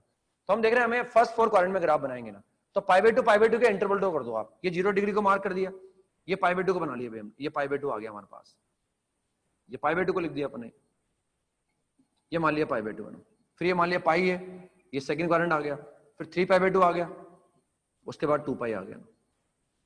कोई सा भी ट्रिग्नोमेट्रिक फंक्शन हो उसका ग्राफ फर्स्ट 4 क्वाड्रेंट में बनाएंगे ना। अब इन सारे वैल्यूज पर हम जानते हैं, इन पर ट्रिग्नोमेट्रिक रेशियोज की वैल्यू जानते हैं। तो यहाँ साइन की वैल्यू क्या होती है, 0 पर साइन 0 0 होता है ना। वर्टिकल लाइन पाई बाय 2 पर ऊपर आ गए, साइन की वैल्यू 1 आ गई, उसके बाद पाई पर आ गए, वापस साइन पाई 0 हो गया, 3 पाई बाय 2 पर साइन कितना आ गया, -1 आ गया, और 2 पाई पर कितना हो गया, 0 हो गया। ये इन चारों पर तो कहा क्वाड्रेंटल एंगल हो गए ना, these are quadrantal angles, quadrantal angles. इन पर वैल्यू निकाल ली हमने, 0 पर निकाल ली, पाई बाय 2 पर निकाल ली, और निकाल ली। अब हमें 0 से पाई बाय 2 के बीच में ग्राफ चाहिए। ये तो पता है इसके ऊपर नहीं जाएगा, इसके नीचे नहीं जाएगा, ये भी पता है भाई ग्राफ यहाँ से शुरू होगा यहाँ तक जाएगा, तो इंक्रीज तो करेगा है ना, इंक्रीज तो। अब लग रहा है भाई यूं ऐसे इंक्रीज करेगा क्या, यूं ऐसे ही जाके इंक्रीज करेगा, कैसे इंक्रीज करेगा। तो हमने डायग्राम बनाने के लिए हम इंक्रीजिंग, डिक्रीजिंग, कॉन्केविटी अपवर्ड और डाउनवर्ड के बारे में जानते हैं, तो उसका एडवांटेज लेंगे अपन, जानते हैं दोनों। हमने इसको डिफरेंशिएट कर दिया, डी बाई बाय x निकाला मैंने, और अगर मैं डी बाई बाय x निकालूंगा तो आ जाएगा cos x। इससे मालूम पड़ जाएगा कि इंक्रीज करेगा कि डिक्रीज करेगा। और एक कॉन्केविटी निकाल लेते हैं, डबल डेरिवेटिव d2y/dx²। मैंने एक्सप्लेन भी किया था अच्छी तरह से आपको, ये आ गया -sin x। अब अगर डबल डेरिवेटिव पॉजिटिव होता है तो कॉन्केविटी अपवर्ड, और डबल डेरिवेटिव नेगेटिव तो कॉन्केव डाउनवर्ड होता है ना। तो हम देख रहे हैं 0 से पाई बाय 2 में ग्राफ बना रहे हैं हम, 0 से पाई बाय 2, 0 से पाई बाय 2 में अगर 0 की बात नहीं कर रहे, पाई बाय 2 की बात भी नहीं कर रहे, 0 पर वैल्यू निकाल चुके, पाई बाय 2 पर वैल्यू निकाल चुके, अब हम 0 से पाई बाय 2 के बीच की बात कर रहे हैं। अगर x 0 से पाई बाय 2 के बीच में है तो ये पॉजिटिव है, ये पॉजिटिव आ गया, यानी इंक्रीज करेगा ना। अब ग्राफ तो इंक्रीज ऐसे भी कर सकता है, अगर किसी ग्राफ को मुझे इंक्रीज कराना है 0 से, तो इंक्रीज तो ऐसे भी कर सकता है, और इंक्रीज तो ऐसे भी कर सकता है। अगर हमें देखना है अभी इंक्रीज कैसे करेगा, ये कॉन्केविटी डाउनवर्ड है और ये कॉन्केविटी अपवर्ड है, तो डबल डेरिवेटिव के बारे में पता लगा लो। तो 0 से पाई बाय 2 में इंक्रीज तो कर रहा है, लेकिन 0 से पाई बाय 2 में साइन क्या होता है, पॉजिटिव होता है, तो ये नेगेटिव हो गया, यानी कॉन्केविटी क्या आ गई, डाउनवर्ड आ गई। तो इंक्रीज कैसे करेगा, इंक्रीज इस तरह से करेगा, कॉन्केविटी डाउनवर्ड होते हुए। ये भी इंक्रीज कर रहा है, ये भी इंक्रीज कर रहा है, लेकिन ये कॉन्केविटी अपवर्ड है। समझा रखा है ना मैंने आपको ना, एक्सप्लेन कर रखा है आपको ढंग से, ये कॉन्केविटी डाउनवर्ड है। तो हमें इंक्रीज कराना है लेकिन कॉन्केविटी डाउनवर्ड। और हम जानते हैं मैक्सिमम मिनिमा कहां होता है, जहां डी बाई बाय x 0 होता है वहां मैक्सिमम मिनिमा आता है ना। पाई बाय 2 पर डी बाई बाय x क्या आ जाएगा, 0 आ जाएगा, और डी बाई बाय x 0 तो मैक्सिमम आ सकता है। अब देखो ग्राफ इसके ऊपर तो जा नहीं सकता, इसके ऊपर जाएगा नहीं, इसके नीचे जाएगा, इसलिए रेंज काम आ गई हमारे, जो लिखना आज हम जानते थे वो काम आ गया हमारे। अब ग्राफ पाई बाय 2 पर वैल्यू 1 आ रही है, पाई पर 0 आ रही है, ग्राफ ऊपर जा नहीं सकता तो ग्राफ नीचे आएगा, इसका मतलब।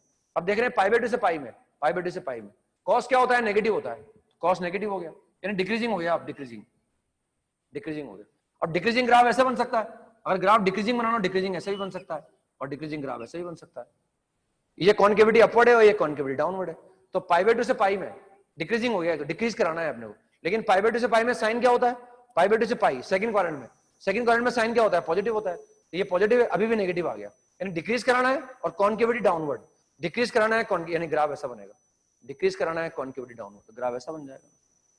और अब आप सोच सकते हैं ना, अब आप सोच सकते हैं पाई से 3 पाई बाय 2 के बीच में कॉस क्या होता है, नेगेटिव होता है, डिक्रीज करेगा, और साइन क्या होता है, नेगेटिव, पॉजिटिव आ जाएगा। अब वो नेगेटिव रहेगा या पॉजिटिव आ जाएगा, यानी हमें डिक्रीज कराना है लेकिन कॉन्केविटी अपवर्ड, डिक्रीज कराना है कॉन्केविटी अपवर्ड। अब ग्राफ ऐसा बन जाएगा ना, बस फिर आप बना सकते हैं ना। अब 3 पाई बाय 2 से 2 पाई के बीच में अगेन कॉस क्या होता है, अगेन कॉस नेगेटिव होता है ना, तो डिक्रीजिंग आ गया ना। कॉस क्या होता है, पॉजिटिव होता है, 3 पाई बाय 2 से 2 पाई में यहाँ पर कॉस पॉजिटिव होता है, यहाँ कॉस पॉजिटिव, तो कॉस पर इंक्रीजिंग आ गया। और साइन क्या होता है, नेगेटिव होता है, साइन के नेगेटिव आने से ये क्या आ गया, -sin x, पॉजिटिव आ गया। यानी इंक्रीज कराना है कॉन्केविटी अपवर्ड, इंक्रीज कराना है कॉन्केविटी अपवर्ड, ऐसा ग्राफ बना देंगे, ये ऐसा ग्राफ बन जाएगा। ये ग्राफ बना दिया हमने sin x का, कोई दिक्कत नहीं है हमें, बड़े आसानी से। या हम कुछ एंगल लेके भी बना सकते हैं ना, एंगल बार बार लेने पड़ते, 30 डिग्री, 60 डिग्री, 45, फिर पाई बाय 2 + 30, पाई बाय 2 + 45, बहुत सारे एंगल लेने पड़ते हैं अपने को, लेकिन कोई बात नहीं, हमें निकालना आ गया फटाफट। डी बाई बाय x का यूज कर लिया, और इसका अब कहां तक आ गए अपन ग्राफ, हमने 0 से पाई बाय 2 में ग्राफ बना दिया, यहाँ बना दिया, यहाँ बना दिया, अब वापस यहाँ आ गए अपन 2 पाई पर आ गए। अब अगर मैं देखा आगे बढ़ना चाहूं, फिर पाई बाय 2 के इंटरवल ले लो आप, 2 पाई + pi by 2, 5 pi by 2, 5 pi by 2 + pi by 2, 3 pi, 3 pi plus pi by 2 7 pi by 2, 7 pi by 2 plus 2 pi by 2 4 पाई, वापस 4 पाई पर आ गए। ये हो गया ना भाई, 2 पाई के बाद यहाँ आ गए, ये 2 पाई है तो ये 2 पाई प्लस ये 5 पाई बाई 2 हो गया, ये 3 पाई हो गया, फिर ये 7 पाई बाई 2 हो गया, फिर वो 4 पाई हो गया ना। यानी वापस कौन सा क्वाड्रेंट आ गया? First quadrant. 2 पाई से 5 पाई बाई 2 कौन सा क्वाड्रेंट आ गया? 2 पाई से 5 पाई बाई 2 फर्स्ट क्वाड्रेंट आ गया। अब फर्स्ट क्वाड्रेंट का ग्राफ बना लिया, दिमाग क्यों लगाएं दोबारा? ये फर्स्ट क्वाड्रेंट का ग्राफ बना हुआ है, इस ग्राफ को यहां से कट कर लो, ये कट कर लिया ग्राफ, और कट करके यहाँ पेस्ट कर दो, उसको यहाँ पेस्ट कर दो। फर्स्ट क्वाड्रेंट का ग्राफ पेस्ट कर दिया अपन ने, उसको मैं ऐसा बना रहा हूं आपके बारे में। ये फर्स्ट क्वाड्रेंट का ग्राफ कट कर लिया, यहां से ग्राफ कट किया और वहां पेस्ट कर दिया। अब आ गए सेकंड क्वाड्रेंट में, 5 पाई बाई 2 से 3 पाई, सेकंड क्वाड्रेंट में आ गए। सेकंड क्वाड्रेंट में ग्राफ बना हुआ, इसको यहां से कट कर लेंगे अपन, और यहाँ कट करके यहाँ लगा देंगे इसको। सेकंड क्वाड्रेंट का ग्राफ हमने बना रखा, अब मेहनत क्यों करें उसमें, ये सेकंड क्वाड्रेंट का ग्राफ आ गया ना। अब थर्ड क्वाड्रेंट पर आ गए, थर्ड क्वाड्रेंट का ग्राफ बना हुआ है पाई से, देखिए थर्ड क्वाड्रेंट का ग्राफ, इसको यहाँ से कट कर लो और कट करके ले जाओ, तो ये ग्राफ ऐसा बन जाएगा ना, ये -1 पर। अब ये फोर्थ क्वाड्रेंट का ग्राफ यहाँ आ गया, 3 पाई बाई 2 से 2 पाई, फोर्थ क्वाड्रेंट का ग्राफ यहाँ से कट कर लूंगा और यहाँ से कट करके यहाँ चिपका दूंगा, बस फोर्थ क्वाड्रेंट का ग्राफ ऐसा बन जाएगा। फिर क्या आ गया? फिर फर्स्ट क्वाड्रेंट आ गया, फिर सेकंड क्वाड्रेंट आ गया, फिर फोर्थ क्वाड्रेंट आ गया ना। इसका मतलब यही ग्राफ रिपीट हो रहा है, ध्यान से देखो आप, यही ग्राफ। अभी इधर देख, पहले इधर और देखते हैं ना। अब अपन उल्टा चलते हैं, नेगेटिव एंगल को लेते हैं, क्योंकि साइन एक्स तो सारे एंगल पर डिफाइन है, नेगेटिव पर भी डिफाइन है। अब नेगेटिव उल्टा चलेंगे अपन नेगेटिव में, तो अब किस अब तक चल रहे थे एंटी क्लॉकवाइज, अब चलेंगे क्लॉकवाइज। ये क्लॉकवाइज चल रहे हैं। ये क्या आ गया? 0 से -π/2 आ गया, -π/2 से क्या आ गया? -π पर आ गए अपन, -π से कहां आ गए? -3 π/2 पर आ गए, और यहाँ वापस कहां आ गए? -2 पाई पर आ गए, -2 पाई पर आ गए।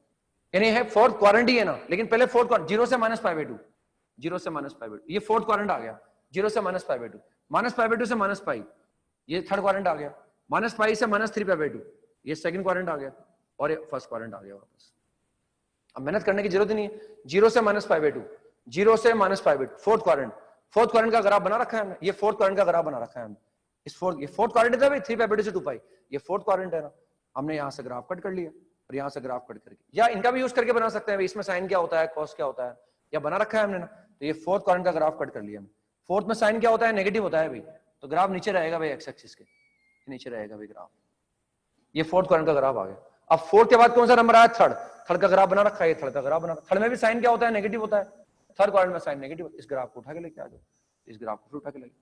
अब सेकंड में क्या आ गया? सेकंड क्वाड्रेंट का ग्राफ उठा के बना दो, सेकंड में साइन पॉजिटिव होता है ना, फर्स्ट में भी साइन क्या होता है? पॉजिटिव। ये ग्राफ बन गया ऐसा, तो साइन का ग्राफ चलता रहेगा ऐसा ना। अब पीरियड का मतलब क्या है? देखो आपने भाई 2 पाई इसका पीरियड है, मतलब ये 2 पाई का मतलब ये है कि भाई ये जो लेंथ है, इस लेंथ का ग्राफ 2 पाई वो मिनिमम लेंथ है। अगर मैं इस 2 पाई लेंथ का ग्राफ कट कर लूं और उसको आगे पीछे पेस्ट कर दूं तो साइन का ग्राफ पूरा मिल जाएगा। यानी ये ग्राफ रिपीट हो रहा है बार बार, इसको ध्यान से देखें। ये 2 पाई लेंथ का ग्राफ है, ये ग्राफ 2 पाई लेंथ का है। अगर मैं इस ग्राफ को यहां से कट कर लूं, अगर मैं यहां से कट कर लूंगा, अगर मैं यहां से कट करके मेरे हाथ में लेके आ जाऊं उसको ऐसे, और इसको आगे पेस्ट कर दो, फिर इसको पेस्ट कर दो यहां से, फिर यहां से को पेस्ट कर दो ऐसे, फिर इसको पीछे पेस्ट कर दो। ये 2 पाई का ग्राफ हमारे हाथ में है ना, ये पकड़ रखा है हमने ऐसे ना, इसको फिर यहाँ पेस्ट कर दिया हमने, फिर यहाँ से पेस्ट कर दिया, फिर यहाँ से उठाया, फिर यहाँ पेस्ट कर दिया हमने, तो हमें साइन का क्या होगा? पूरा ग्राफ मिल जाएगा ना। इसलिए पीस 2 पाई लेंथ का मतलब ये ना, यानी वो मिनिमम लेंथ है। अगर मैं 2 पाई से छोटी लेंथ का ग्राफ लूंगा और उसको कट करूंगा और आगे पीछे पेस्ट करूंगा तो पूरा ग्राफ नहीं मिलेगा। 2 पाई मिनिमम लेंथ है ना, 2 पाई लेंथ का ग्राफ कट करना पड़ेगा। अब 2 पाई लेंथ कोई सी भी ले लो आप, जरूरी नहीं कि 0 से 2 पाई ली जाए ना। हम -π से पाई ले लें, मान लो ये ग्राफ ले लें, -π से पाई ले, ये ग्राफ -π से पाई का आ गया। क्या ये 2 पाई लेंथ है? क्या यहां से यहां तक की लेंथ 2 पाई है? यस, ये लेंथ 2 पाई है। ये पाई लेंथ तो ये हो गई और पाई लेंथ ये हो गई 2 पाई। इस ग्राफ को कट कर लो यहां से। अगर मैं इस ग्राफ को यहां से कट कर लूंगा तो एक लूप नीचे आ रहा है, एक लूप ऊपर आ रहा है। यहां से कट किया मैंने और यहाँ पेस्ट कर दिया, देखो फिर ये ग्राफ आ गया ना। फिर यहां से कट किया और फिर यहाँ पेस्ट कर दिया। समझ आ रहा है मेरी बात? तो ये इसका पीरियड क्या है? 2 पाई है ना। 2 पाई से छोटी लेंथ का ग्राफ अगर मैं कट करूंगा और आगे पीछे पेस्ट करूंगा तो पूरा ग्राफ नहीं मिलेगा। जैसे अगर मैं पाई लेंथ का ग्राफ कट कर लूं, पाई इस ग्राफ को कट करूं और यहाँ पेस्ट करूं आगे तो ग्राफ ही नहीं मिला, तो वापस लूप पर आ जाएगा। इसके ऊपर तो लूप तो नीचे आ रहा है हमारे पास। लेकिन अगर 2 पाई से बड़ी लेंथ है, 2 पाई के नेचुरल मल्टीपल 2 पाई इंटू 1 तो 2 पाई हो गया। 2 पाई इंटू 2 अगर मैं 4 पाई लेंथ का ग्राफ कट करूंगा और उसको आगे पीछे पेस्ट करूंगा तो पूरा ग्राफ आएगा। 2 पाई अगर पीरियड है तो 4 पाई भी पीरियड है। 2 पाई के नेचुरल मल्टीपल सब पीरियड है इसके ना, है ना। बेसिकली मिनिमम लेंथ क्या है? 2 पाई है। उस मिनिमम लेंथ को कई बार अपन फंडामेंटल पीरियड भी बोलते हैं ना। तो अगर पीरियड बोले तो पीरियड तो 4 पाई भी हो सकता है। 4 पाई का लेंथ का ग्राफ भी रिपीट कर सकता है, क्योंकि अगर ये 4 पाई है, अगर मैं इस ग्राफ को कट कर लूंगा 4 पाई और आगे पीछे पेस्ट कर दूंगा पूरा ग्राफ मिलेगा ही मिलेगा साइन। तो 2 पाई से छोटी लेंथ नहीं हो सकती, इसलिए 2 पाई को कई बार फंडामेंटल पीरियड भी बोलते हैं अपन, फंडामेंटल पीरियड। आगे बाद में पढ़ेंगे 12th क्लास में फंक्शन, अपन पीरियोडिक फंक्शन के बारे में बताएंगे। लेकिन अभी जो भी जानकारी है, ये जानकारी आपके पास रहनी चाहिए बस, है ना। अगर आपको ये जानकारी नहीं भी दी जाए तो आपके पास रहनी चाहिए ना, क्योंकि आप समझाने की कोशिश कर रहे हैं आपको ना। तो पीरियड का समझ में आ गया भाई, साइन का पीरियड 2 पाई, मतलब 2 पाई लेंथ का ग्राफ साइन का कट कर लो, किसी भी 2 पाई लेंथ को ले लो और उसी ग्राफ को आगे पीछे पेश करोगे तो बस वो मिल जाएगा, हमें पूरा इनका पूरा ग्राफ मिल जाएगा। तो साइन का ग्राफ ड्रॉ कर लिया अपन ने ना, ग्राफ बना लिया, इसकी रेंज लिख दी, डोमेन लिख दिया ना। कॉस एक्स का ग्राफ आपको बना के आना है, शीट में लिखा हुआ भी है ना, और उसका पीरियड भी 2 पाई आपको विजुलाइज भी करना है। क्या भाई 2 पाई से कम छोटी लेंथ अगर मैं लूंगा और आगे पीछे कट करूंगा तो क्या कॉस का ग्राफ पूरा मिल जाएगा आगे, या भाई 2 पाई तो मैंने लिखा है ये, अब उसका मतलब समझ में आएगा आपको ना। अब ऐसे 10x और देखते हैं अपन, एक 10x और देखेंगे, y बराबर 10x, 10x का ग्राफ बना के देखते हैं अपन ना। तो भाई पहले डोमेन लिख लो उसका ना, डोमेन क्या है इसका, x belongs to r minus.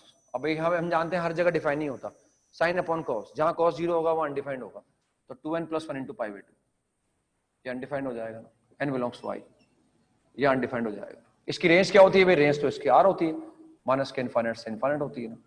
इसका पीरियड क्या लिखा है भाई, पाई।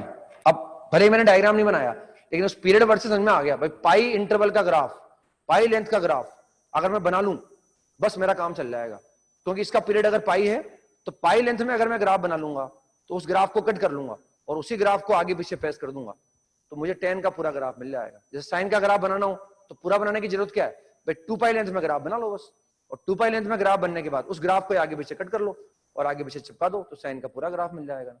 ये फायदा हो गया पीरियड से अपने को ना। इसका पीरियड क्या होता है भाई, पाई के बराबर होता है। अब हम देख रहे हैं भाई साइन का डोमेन तो r था, हर एंगल पर डिफाइन था। अब ये π/2 के ऑड मल्टीपल पर अनडिफाइंड। अगेन ग्राफ बनाने के लिए हम फर्स्ट 4 क्वाड्रेंट के कंसीडर करेंगे, फर्स्ट 4 क्वाड्रेंट ही कंसीडर करेंगे, लेकिन वो हम देख रहे हैं भाई कुछ एंगल पर ये अनडिफाइंड है। तो पहले ये y एक्सिस बना दिया, ये x एक्सिस बना दिया और हमने फर्स्ट 4 क्वाड्रेंट बना लिए। ये बना लिया π/2, ये 0 से π/2 फर्स्ट क्वाड्रेंट हो गया, ये सेकंड क्वाड्रेंट हो जाएगा, ये थर्ड क्वाड्रेंट हो जाएगा और ये फोर्थ क्वाड्रेंट हो जाएगा। ऐसे बना लिया। अब हम देख रहे हैं भाई हम फर्स्ट 4 क्वाड्रेंट पे, क्योंकि उसके बाद तो जरूरत ही नहीं है, वापस फर्स्ट क्वाड्रेंट आएगा फिर सेकंड आएगा, और हमें तो अब तक इसके बनाने की जरूरत नहीं है। हमें पीरियड भाई अगर आपने लिखा है तो सही लिखाया होगा आपने, मैं लिखा रहा हूं तो सही लिखा रहा हूँ ना। अपने ऑब्जेक्ट हम पाई लेंथ में ग्राफ बना लें बस, हम चाहें तो बस यहां से यहां तक ग्राफ बना लें बस। अगर इसका पीरियड पाई है तो इस इंटरवल में जो ग्राफ बनेगा तो उसी ग्राफ को कट कर लेंगे और आगे पीछे चिपका देंगे ना, वो आगे पीछे चिपका दो, पूरा उधर भी चिपका दो, उधर भी चिपका दो, ग्राफ बन जाएगा अपने आप में। अब हम देख रहे हैं लेकिन π/2 के जो ऑड मल्टीपल है उन पर ही अनडिफाइंड है। तो कोई भी ग्राफ अगर किसी पॉइंट पर अनडिफाइंड है तो वहां हम वर्टिकल लाइन ड्रॉ कर लेते हैं ना, वहां वर्टिकल लाइन ड्रॉ की जाती है। जैसे π/2 पर अनडिफाइंड है तो π/2 पर एक वर्टिकल लाइन ड्रॉ कर लो।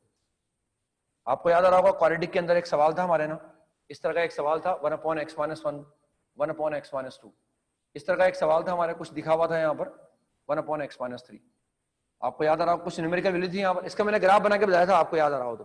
काफी समय लगा था उसको ग्राफ बनाने में भाई, 1 पर अनडिफाइंड है, 2 पर अनडिफाइंड है, हालांकि ये एलसीएम लेने से हो जाता, लेकिन मैंने कहा था भाई एचएलपी में एक सवाल है उसमें अगर मैं कैलकुलेट करूंगा दिक्कत आएगी, तो मैंने ग्राफ बना के बताया था क्वाड्रेटिक के अंदर आपको उसका ना। तो वो कहा था भाई 1 पर अनडिफाइंड है, 1 पर वर्टिकल लाइन ड्रॉ कर दो। कोई भी ग्राफ किसी पॉइंट पर अनडिफाइंड है तो वहां एक वर्टिकल लाइन को ड्रॉ कर देते हैं और वो ग्राफ उस वर्टिकल लाइन के अलोंग प्लस इन्फिनिटी पर या माइनस के इन्फिनिटी पर ट्रेवल करता है ना। जो भी ग्राफ किसी पॉइंट पर अनडिफाइंड हो तो वहां एक वर्टिकल लाइन ड्रॉ कर दो और वो ग्राफ उस वर्टिकल लाइन के अलोंग इन्फिनिटी पर या माइनस के इन्फिनिटी पर ट्रेवल करता है ना। ये तो वाई एक्सिस है, ये बना दिया भाई ऐसे वाई एक्सिस है। तो अब ये लाइन कहां तक जा रही है, ऐसे ऊपर तक जा रही है इनफाइनाइट तक, ऊपर तो बना नहीं सकते अपन, नीचे कहां तक जा रही है, माइनस के इनफाइनाइट तक जा रही है। आपको याद आ रहा होगा वो ग्राफ, घर जाके जरूर देखें उसको ना, टच में रखें उस ग्राफ को जो पढ़ा रखा है, ताकि आपके काम आएगा, आपका दिमाग चल सकेगा खुद का अपना है ना। उसके लिए मेहनत आपको भी करनी पड़ेगी ना। और यहाँ आ गए 3π/2 और ये π/2 का ऑड मल्टीपल है, यहाँ हमने वर्टिकल लाइन ड्रॉ कर दी। आगे हमें जानते हैं यहाँ तक ग्राफ बनाने के बाद हमारा काम चल जाएगा, हम यहाँ तक बनाएंगे लेकिन है ना, ताकि दिख भी जाएगा भाई पाई के बाद रिपीट कर रहा है ना। अब वही हम जानते हैं 10 हमारे पास है, तो इन वर्टिकल लाइन के अलोंग ग्राफ है तो प्लस इन्फिनिटी पे ट्रेवल करेगा या माइनस के इन्फिनिटी पे। अभी मैंने बताया था ना आपको 10 की जब रेंज समझाई थी कि π/2 से जस्ट छोटे एंगल पर 10 की वैल्यू क्या आएगी, प्लस इन्फिनिटी आएगी, और π/2 से जस्ट बड़े एंगल पर, π/2 से जस्ट बड़े का मतलब सेकंड क्वाड्रेंट, सेकंड में 10 क्या हो जाता है, नेगेटिव हो जाता है ना। तो हम देख रहे हैं भाई π/2 से जस्ट बड़े एंगल पर 10 कहां जाएगा, माइनस के इन्फिनिटी पर जाएगा। हम देख रहे हैं π/2 पर तो अनडिफाइंड है, π/2 रख ही नहीं सकते अपन यहाँ, लेकिन π/2 से जस्ट बड़ा एंगल रखूंगा, जस्ट बड़ा एंगल, तो 10 जाएगा माइनस के इन्फिनिटी पर, और π/2 से जस्ट छोटा एंगल रखूंगा तो जाएगा प्लस इन्फिनिटी पर, क्योंकि 10 की रेंज क्या है, प्लस इन्फिनिटी से माइनस इन्फिनिटी। वही इसको डिफरेंशिएट कर दिया हमने, y = sec² x, ये डेरिवेटिव आ गया। अब निकालना d2y/dx, ये तो आएगा dy/dx। tan का डेरिवेटिव जानते हैं और हम इसका डबल डेरिवेटिव भी निकाल सकते हैं ना, हम इसका डबल डेरिवेटिव भी निकाल सकते हैं ना। तो ये आएगा 2 sec x, समझते हैं आप, फंडामेंटल में पढ़ा रखा है आपको, मैथमेटिकल टूल में पढ़ा रखा है फिर इसके अंदर आप। तो 2 sec x, फिर हम sec x को वापस करेंगे तो sec x tan x, आ जाएगा 2 sec square x tan x, यह आ जाएगा इसका डबल डेरिवेटिव। अब देखते हैं 0 से π/2 में आ जाते हैं ना। 0 से π/2 में हम π/2 की बात नहीं कर रहे, वर्टिकल लाइन ड्रॉ कर रखी है, 0 तो रख सकते हैं। What is tan 0? tan 0 0 होता है अभी भाई। हम tan क्या होता है, sin अपॉन cos, तो जहां जहां भी sin 0 होगा ना वहां tan क्या होगा, 0 होगा ना। यानी एक नई बात और सामने आ गई भाई, हमसे कहा जाए tan x बराबर 0, जनरल सॉल्यूशन लिखो उसका, जनरल सॉल्यूशन x बराबर n पाई। tan x होता है क्या है, sin x upon cos x, और हम जानते हैं जहां sin 0 होगा वहां कभी cos 0 नहीं होगा, जहां sin 0 होता है वहां cos 1 होता है या cos -1 होता है ना। अब जहां जहां भी sin 0 हो जाएगा वहां tan अपने आप 0 हो जाएगा। इस इक्वेशन का जनरल सॉल्यूशन क्या आ गया, x बराबर n पाई। जो भी अपन साइड में लिख रहे हैं, जो मैं बोल रहा हूं बार बार, इनको आप भी बोलें बार बार, अपने माइंड में रखें आप ना, ताकि समझ में आता रहेगा हमारे ना। तो हम देख रहे हैं भाई tan 0 पर 0, अगेन tan पाई कितना आ गया, 0 आ जाएगा। tan 2 पाई भी क्या आ जाएगा, 0 आ जाएगा। इन पर तो अनडिफाइंड है इसी, π/2 के ऑड मल्टीपल को रख नहीं सकते। अब 0 से π/2 में आ गए, sec स्क्वायर x तो ऑलवेज क्या होगा, पॉजिटिव होगा भाई, चाहे 0 से π/2 आ जाए चाहे π/2 से पाई आ जाए। sec स्क्वायर x है ना भाई, वो तो sec x तो नेगेटिव हो सकता है, उसका स्क्वायर तो क्या होगा, पॉजिटिव ही होगा ना भाई। तो हम देख रहे हैं पॉजिटिव है, इंक्रीज करेगा भाई। इंक्रीज करने के लिए कौन इंक्रीज ऐसे भी कर सकता है भाई, इंक्रीज ऐसे भी कर सकता है। तो कॉन्केविटी निकालेंगे भाई, यहाँ आ गए 0 से π/2 में sec x पॉजिटिव होगा, tan x भी क्या होगा, पॉजिटिव। अब इंक्रीज करेगा कॉन्केविटी अपवर्ड, ऐसे इंक्रीज करेगा भाई।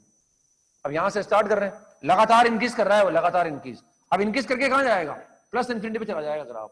इसके अलोंग कहां चला गया, प्लस इन्फिनिटी पे, टच नहीं करेगा उसको, लेकिन ये ऐसा ग्राफ चला गया, प्लस इन्फिनिटी पर ग्राफ चला गया। ये छोड़ने का मतलब नहीं है छोड़ दिया अपन ने भाई, कहां तक ले जाऊंगा ऊपर में ना भाई, ये कहां तक जा रहा है, इन्फिनिटी जा रहा है। यानी π/2 से जस्ट छोटे एंगल पर देखो आप, π/2 से जस्ट छोटा एंगल अगर मैं रखूंगा तो tan की वैल्यू कहां जा रही है, प्लस इन्फिनिटी पे जा रही है, tan की वैल्यू प्लस इन्फिनिटी पर। मेरी बात समझ आ गई, ग्राफ लगातार ऊपर जा रहा है। ये ऐसा क्यों हो गया भाई, शेप बता दी, इंक्रीज कर रहा है, कॉन्केविटी अपवर्ड है। अब आ गए सेकंड क्वाड्रेंट में, हम सेकंड क्वाड्रेंट में ग्राफ बना रहे हैं। सेकंड क्वाड्रेंट में tan क्या होता है, नेगेटिव होता है, यानी ग्राफ x एक्सिस के नीचे आएगा। हम π/2 से पाई के बीच में ग्राफ बना रहे हैं, पाई पर वैल्यू 0 आ रही है, हम π/2 से पाई में इंटरेस्टेड है, और सेकंड क्वाड्रेंट में tan नेगेटिव होता है, ग्राफ ऊपर जा नहीं सकता, ग्राफ यूं तो बनेगा नहीं, ग्राफ यूं बनेगा, और इसके लॉन्ग कहां जाएगा, माइनस के इन्फिनिटी पे जाएगा, है ना। क्योंकि हम देख रहे हैं भाई π/2 से पाई में भी ये इंक्रीज कर रहा है। इंक्रीज करने का मतलब अगर मैं x को बढ़ाऊंगा तो y बढ़ेगा ना, यहां तो वैल्यू 0 आ रही है ना, है ग्राफ नीचे x एक्सिस के, ग्राफ नीचे है ना। और हम देख रहे हैं भाई कॉन्केविटी की बात करें तो π/2 से पाई में ये तो पॉजिटिव है, ये क्या हो गया, नेगेटिव हो गया। यानी इंक्रीज तो करेगा लेकिन कॉन्केविटी डाउनवर्ड। अब की बार इंक्रीज ऐसे करेगा, इंक्रीज करेगा कॉन्केविटी डाउनवर्ड। हम देख रहे हैं π/2 से जस्ट आगे आते ही, आप π/2 के आगे पहुंचते ही tan क्या आ गया, सेकंड क्वाड्रेंट में आ गया ना अपन, tan आ गया माइनस के इन्फिनिटी पर आ गया, tan आ गया माइनस के इन्फिनिटी पर, और ग्राफ ऐसा आएगा। अगर मैं x को बढ़ाऊंगा तो y बढ़ता जाएगा, बढ़ते बढ़ते ग्राफ ऐसा आ जाएगा। तो कोई भी ग्राफ किसी पॉइंट पर अनडिफाइंड हो तो वहां एक वर्टिकल लाइन ड्रॉ कर दो, और उस वर्टिकल के लाइन के अलोंग वो ग्राफ प्लस इन्फिनिटी पे जाएगा या माइनस के इन्फिनिटी पर। π/2 से पाई सेकंड क्वाड्रेंट था, बस ये ग्राफ आगे चलता रहेगा। अब आ गया थर्ड क्वाड्रेंट में, थर्ड में अगेन tan क्या होता है, पॉजिटिव होता है, तो ग्राफ ऊपर बनेगा ना। यहाँ tan की वैल्यू 0 है तो हम जानते हैं भाई ये तो ऑलवेज इंक्रीज तो करेगा इसी। और थर्ड क्वाड्रेंट के अंदर ये तो पॉजिटिव है, इसे tan भी क्या हो गया, पॉजिटिव हो गया, वापस क्या आ गया, इंक्रीजिंग और concavity upward, increasing concavity upward. अब फोर्थ क्वाड्रेंट पर आ गए, फोर्थ में भी ये तो पॉजिटिव आएगा, इंक्रीज तो, फोर्थ में tan क्या होता है, नेगेटिव, ग्राफ अपन नीचे चला जाएगा। और फोर्थ क्वाड्रेंट में ये तो पॉजिटिव होगा लेकिन ये क्या होगा, नेगेटिव हो जाएगा, यानी इंक्रीज करेगा लेकिन कॉन्केविटी डाउनवर्ड, इंक्रीज करेगा लेकिन कॉन्केविटी डाउनवर्ड। उसके बाद ग्राफ ऐसा बन जाएगा, और बिल्कुल साफ साफ दिख रहा है आपको। इस ग्राफ को देखो आप, 0 से पाई वाले ग्राफ को देखो, अगर मैं इस ग्राफ को पकड़ लूंगा और आगे पेश कर दूंगा, वही ग्राफ में जो ग्राफ 0 से पाई में बना हुआ है वही उसके आगे नकल कर दी हमने। तो हमें जब इसका पीरियड का फायदा ही हो गया ना, जरूरी नहीं 0 से पाई लें, कोई से भी पाई लेंथ ले लो आप, उस ग्राफ को देखो आप, यानी यूं देख लो आप, अगर मैं इधर बनाऊं, इधर बनाना चाहूं, 0 से -π/2 बनाना चाहूं, 0 से -π/2, तो माइनस के π/2 पर क्या अनडिफाइंड है, माइनस के π/2 पर अनडिफाइंड है, क्योंकि -π/2 क्या, π/2 का और मल्टीपल हो गया ना। अब कौन सा क्वाड्रेंट आ गया, फोर्थ में ग्राफ बना रखा है, देखो हमने, इस ग्राफ को पकड़ लो आप, फोर्थ में tan क्या होता है, नेगेटिव होता है, इस फोर्थ क्वाड्रेंट के ग्राफ को नकल कर दो। अब ध्यान से देखो आप, जरूरी 0 से पाई लें, इस लेंथ को देखो, इस ग्राफ को, ये जो इन दो लाइन के बीच में ग्राफ बना हुआ है, ये पाई लेंथ हो गई हमारे पास। अगर मैं इस ग्राफ को पकड़ लूं, यहां से इस ग्राफ को पकड़ लूं, ये पाई लेंथ का ग्राफ, इसको आगे चिपका दो, फिर आगे चिपका दो उसको, फिर आगे चिपका दो उसको, पीछे बना दो, ये ग्राफ बन जाएगा tan का। यानी tan के इस ग्राफ को याद रखना है आपको, इस ब्रांच का ग्राफ याद रखना है आपको, बना रहे हैं अपन, इसका पीरियड क्या है, पाई है ना, ये ग्राफ है, -π, 0 से π/2 में पॉजिटिव, ऊपर जाएगा भाई प्लस इन्फिनिटी, फोर्थ क्वाड्रेंट में नेगेटिव होता है, ग्राफ ऐसा बना दिया ना। अब बाकी ग्राफ ट्राई करके लाएंगे आप ना, y equal to cot x का ग्राफ बना के लाएंगे ना, y equal to cot x का। मैं एक और बता दूंगा आपको, आप ट्राई कर लेना, भले कर दे। cos का आपको बना के लाना है, cot x का आपको बना के लाना है, और sec x और cosec x इनको भी ट्राई करके लाना है। शीट में बने हुए हैं, मैं एक एक्सप्लेन और कर दूंगा ना, मैं एक्सप्लेन कर दूंगा आपको cosec x का, लेकिन आपको वो समझ के आना है इस तरह से। डिवाइड बाय dx निकालना है, डेरिवेटिव निकालना है, इंक्रीजिंग डिक्रीजिंग, कहीं अनडिफाइंड हो तो वहां वर्टिकल लाइन ड्रॉ कर लो, उनके लॉन्ग ग्राफ इन्फिनिटी पर जाएगा या माइनस के इन्फिनिटी पर जाएगा। तो एक तो cos x का बनाना है, एक cot x का बनाना है, sec x और cosec x का भी बना के देखना है आपको। इनके ग्राफ आपकी शीट में भी दिए हुए हैं, मालूम पड़ जाएगा भाई सही बनाया गलत बनाया ना। मैं एक ग्राफ और एक्सप्लेन करने की कोशिश करूंगा cosec x का, उसको देखते हैं, फिर आगे हम होमवर्क डिस्कस कर लेते हैं अपने ना। होमवर्क में ये है हमारे पास कि पहले आज ट्रिग्नोमेट्री करते हैं स्टार्ट है ना, ट्रिग्नोमेट्री को डिस्कस करना स्टार्ट करते हैं आज ना, क्योंकि एक भी सवाल डिस्कस नहीं किया ट्रिग्नोमेट्री का हमने ना, फिर बाकी करते रहेंगे धीरे धीरे अपन। तो एक्सरसाइज 1 के पार्ट 1 में आ गए अपन ना, ट्रिग्नोमेट्री एक्सरसाइज 1 पार्ट 1। तो इसमें जो है वो A1 से स्टार्ट करना है हमें, तो मेरे हिसाब से सेक्शन ए में कोई दिक्कत नहीं है ना। मैं अगर हम A1 की बात करना चाहें तो बात करना बेकार है ना, A1 में हो गया कोई दिक्कत नहीं आएगी। ट्रिग्नोमेट्री की बात कर रहे हैं एक्सरसाइज 1 पार्ट 1, A1 हो जाएगा, A2 हो जाएगा, A3 में भी कोई दिक्कत नहीं आएगी, A4 हो जाएगा, A5 में भी कोई दिक्कत नहीं आएगी। A6 जैसा सवाल मैंने क्लास में कराया था, इस तरह का सवाल आपको tan थीटा दिया हुआ है -5/12, मेरे हिसाब से कोई दिक्कत नहीं आती। और हमें रखा है कि theta is not in the second quadrant, theta is not in the second quadrant. अब tan थीटा नेगेटिव है, तो tan थीटा नेगेटिव कहाँ होता है, या तो यहाँ होता है या फिर यहाँ होता है, लेकिन बोल रखा है थीटा यहाँ नहीं है, तो थीटा कहाँ है, इसका मतलब यहाँ ऑब्वियस बात थीटा यहाँ हो नहीं सकता, यहाँ tan पॉजिटिव होता है, थीटा यहाँ हो नहीं सकता, बता रखा है ना सीधे मैंने आपको, ये तो दे रखा है, थीटा के बारे में निकाल दिया, बता दिया थीटा यहाँ पर। अब वो वैल्यू निकालनी है तो उसको पहले सिंप्लीफाई कर लो, sin 360 minus theta minus sin theta आ जाएगा, फिर आ जाएगा और tan 90 प्लस थीटा वो माइनस cot थीटा आ जाएगा। ये सब मैंने लिखा ही रखे हैं आपको ना। sec ऑफ 270 प्लस थीटा, तो 270 प्लस है, फोर्थ क्वाड्रेंट है, sec पॉजिटिव होता है तो माइनस का cosec थीटा आ जाएगा, और वो cosec ऑफ माइनस थीटा कितना आ जाएगा, माइनस cosec थीटा आ जाएगा। इस माइनस साइन को एडजस्ट कर लेंगे अपन, तो आ जाएगा sin theta plus cot theta upon 2 times of cosec theta, 2 times of cosec theta, ये ऐसा आ जाएगा। अब हमें क्या करना है, सिर्फ sin थीटा निकालना है, क्योंकि अगर tan थीटा गिवन है तो cot तो मैं निकाल ही लूंगा, और sin आने के बाद में cosec निकाल लूंगा। और थीटा कौन से क्वाड्रेंट में है, थीटा हमारे पास है फोर्थ क्वाड्रेंट में, तो sin क्या होगा, नेगेटिव, पहले sin लगा ली, अब गलती होगी नहीं ना। ये होता है परपेंडिकुलर अपॉन बेस, और ये क्या होता है, परपेंडिकुलर अपॉन हाइपोटेनस, और अगर ये परपेंडिकुलर और ये बेस है तो व्हाट इज हाइपोटेनस, 13, बस sin थीटा आ गया हमारे पास, cot थीटा आ ही जाएगा और cosec थीटा आ ही जाएगा, यहाँ रख देंगे और कैलकुलेट कर लेंगे। इसके बाद मैंने दिया था आपको B3, हो गया होगा B3 में कोई दिक्कत नहीं है ना। B3 के बाद B7, B7 में थीटा को एलिमिनेट करना है अपने को ना, तो थीटा को एलिमिनेट करने के लिए साइन कोस होना और थीटा को एलिमिनेट करना हो, तो sine square theta plus cos square theta equal to 1 का इस्तेमाल कर लो। अगर साइन थीटा कॉस थीटा हो और थीटा एलिमिनेट करना हो तो इसका यूज कर लो। सेक और टेन हो तो sec square theta minus tan square theta equal to 1 का यूज कर लो, और अगर कोसेक और कॉट हो और थीटा को गायब करना हो तो cosec square theta minus cot square theta equal to 1 का इस्तेमाल कर लो ना। ये इस्तेमाल कर सकते हैं अपन इनका ना। तो हमारे पास क्या है, एक तो सेक और टेन है हमारे पास, तो सेक थीटा निकाल लेंगे और एक टेन थीटा निकाल लेंगे ना। तो हमारे पास एक तो है a sec theta is equal to 1 minus B tan theta is equal to 1 minus B tan theta, और एक इक्वेशन अपने पास ये है ना, a square sec square theta a square sec square theta is equal to हमारे पास लिखा हुआ है 5 plus B square tan square theta, ये ऐसा लिखा हुआ है। तो क्या करें, हमें सेक थीटा निकालना है और टेन थीटा निकालना है, ताकि थीटा को गायब करने के लिए sec square theta minus tan square theta का यूज कर लेंगे। तो हम क्या करें, ये जो ए सेक थीटा है ये क्या लिखा हुआ है, ए सेक थीटा का होल स्क्वायर, तो ये जो ए सेक थीटा की वैल्यू है इसको रख दो बस यहाँ पर, इस ए सेक थीटा की वैल्यू को यहाँ रख देंगे। तो ये क्या लिखा हुआ है, ए सेक थीटा का होल स्क्वायर, तो 1 माइनस बी टेन थीटा, ये आ जाएगा 1 minus B tan theta whole square, और ये आ जाएगा 5 plus B square tan square theta. अब जब इसके स्क्वायर को एक्सपेंड करोगे तो B square tan square theta cut जाएगा ना, और यहाँ से सिंपली जब एक्सपेंड करोगे आप तो कोई दिक्कत नहीं आएगी, आप टेन थीटा की वैल्यू आ जाएगी -2 अपॉन बी।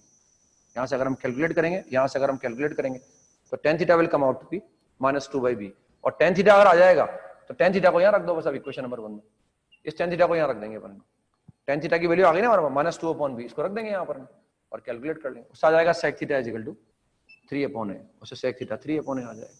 अब टेन थीटा आ गया, सेक थीटा आ गया, और आइडेंटिटी का इस्तेमाल कर लो, sec square theta minus tan square theta is equal to 1, तो जो आइडेंटिटी है उस आइडेंटिटी का इस्तेमाल कर लेंगे हम, sec square theta minus tan square theta is equal to 1 का इस्तेमाल कर लेंगे. We use sec square theta minus tan square theta is equal to 1. Theta को एलिमिनेट करने के लिए इसका इस्तेमाल कर लेंगे ना, तो निकाल सकते हैं ऐसे ऐसे, कोई बड़ी बात नहीं है ना. तो ये कंसेप्ट सीख लिया भाई, tan निकाल लो और sec निकाल लो ना. इसके बाद आ गए अपन C14. तो C14 का फर्स्ट पार्ट आसान है, कोई दिक्कत नहीं है ना. सेकंड पार्ट में क्या करो, जो sec स्क्वायर थीटा लिखा हुआ है ना उसको लिख दो 1 plus tan square theta. Second part के अंदर जो लेफ्ट हैंड साइड है उसमें sec स्क्वायर थीटा को लिख दो 1 प्लस tan स्क्वायर थीटा. हो जाता है मेरे हिसाब से ना, sec स्क्वायर को लिख देंगे 1 प्लस tan स्क्वायर थीटा, तो ऐसा आ जाएगा, हो जाता है. इसके बाद कोई दिक्कत नहीं आएगी. थर्ड पार्ट में देख सकते हैं, थर्ड पार्ट में जो LHS हमारे पास है, LHS उसको कैलकुलेट करना है. तो वो लिखा हुआ 1 माइनस साइन है अपॉन 1 प्लस साइन, और हमें इसका स्क्वायर रूट रिमूव करना है ना. तो क्या करें, इसको 1 प्लस साइन से ऊपर नीचे मल्टीप्लाई कर दिया हमने. मैंने उल्टा लिखा है शायद ना, सही लिखा है. हमने क्या करा, इसको 1 माइनस साइन से ऊपर नीचे मल्टीप्लाई कर दिया. 1 माइनस साइन से इसको मैं मल्टीप्लाई डिवाइड कर देता हूँ 1 माइनस साइन से.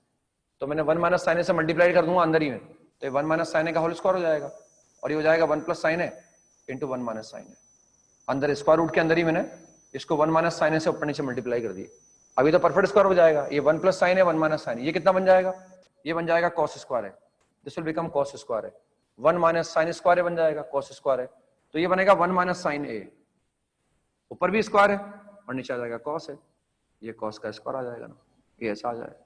अब हम जानते हैं, पहले भी बता रखा है मैंने आपको, ये फंडामेंटल के अंदर बता रखा है, बार बार समय लगता है ना, तो आपको ये कोशिश करनी है जो बता रहे हैं ना ये उसको पकड़ लो बस. आप दोबारा जरूरत पड़े तो सर की जरूरत नहीं पड़े दोबारा अपने को, यही पढ़ना और यही पढ़ाना है वैसे ना. हमारा पढ़ना तभी सफल है और आपका पढ़ना भी तभी सफल है जब एक चीज बता दी गई वो समाज हमारे दिमाग में बैठ गई ना.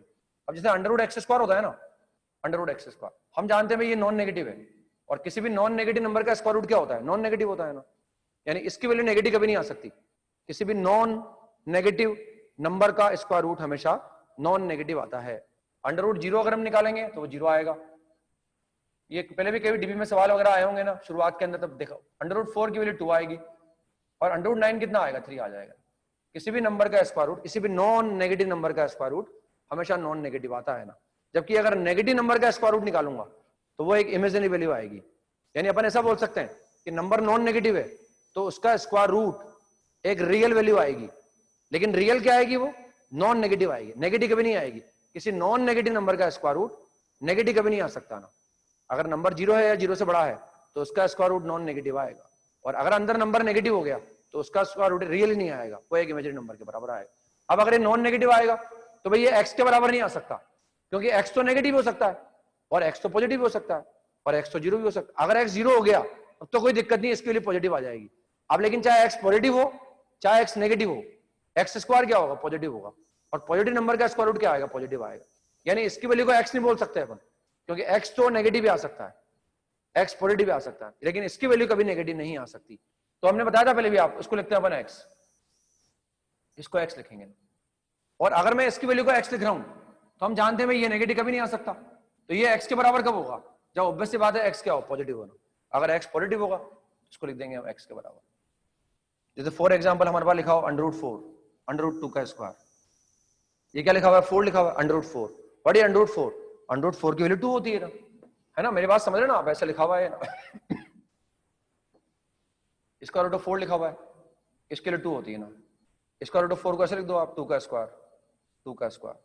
अब 2 का स्क्वायर कितना आ जाएगा, 2, क्योंकि ये x की जगह लिखा हुआ है और ये x क्या है, x square under root x square में ये x क्या है, पॉजिटिव है ना, इसलिए इसकी वैल्यू x के बराबर आ गई, इसलिए इसके लिए x के बराबर. लेकिन अगर ये x नेगेटिव होगा, अगर ये x नेगेटिव हो जाएगा, अगर ये x नेगेटिव होगा तो फिर इसके वैल्यू x के बराबर नहीं आ सकती, फिर आएगी माइनस x के बराबर. माइनस x कब आएगी, जब x लेस देन 0 है.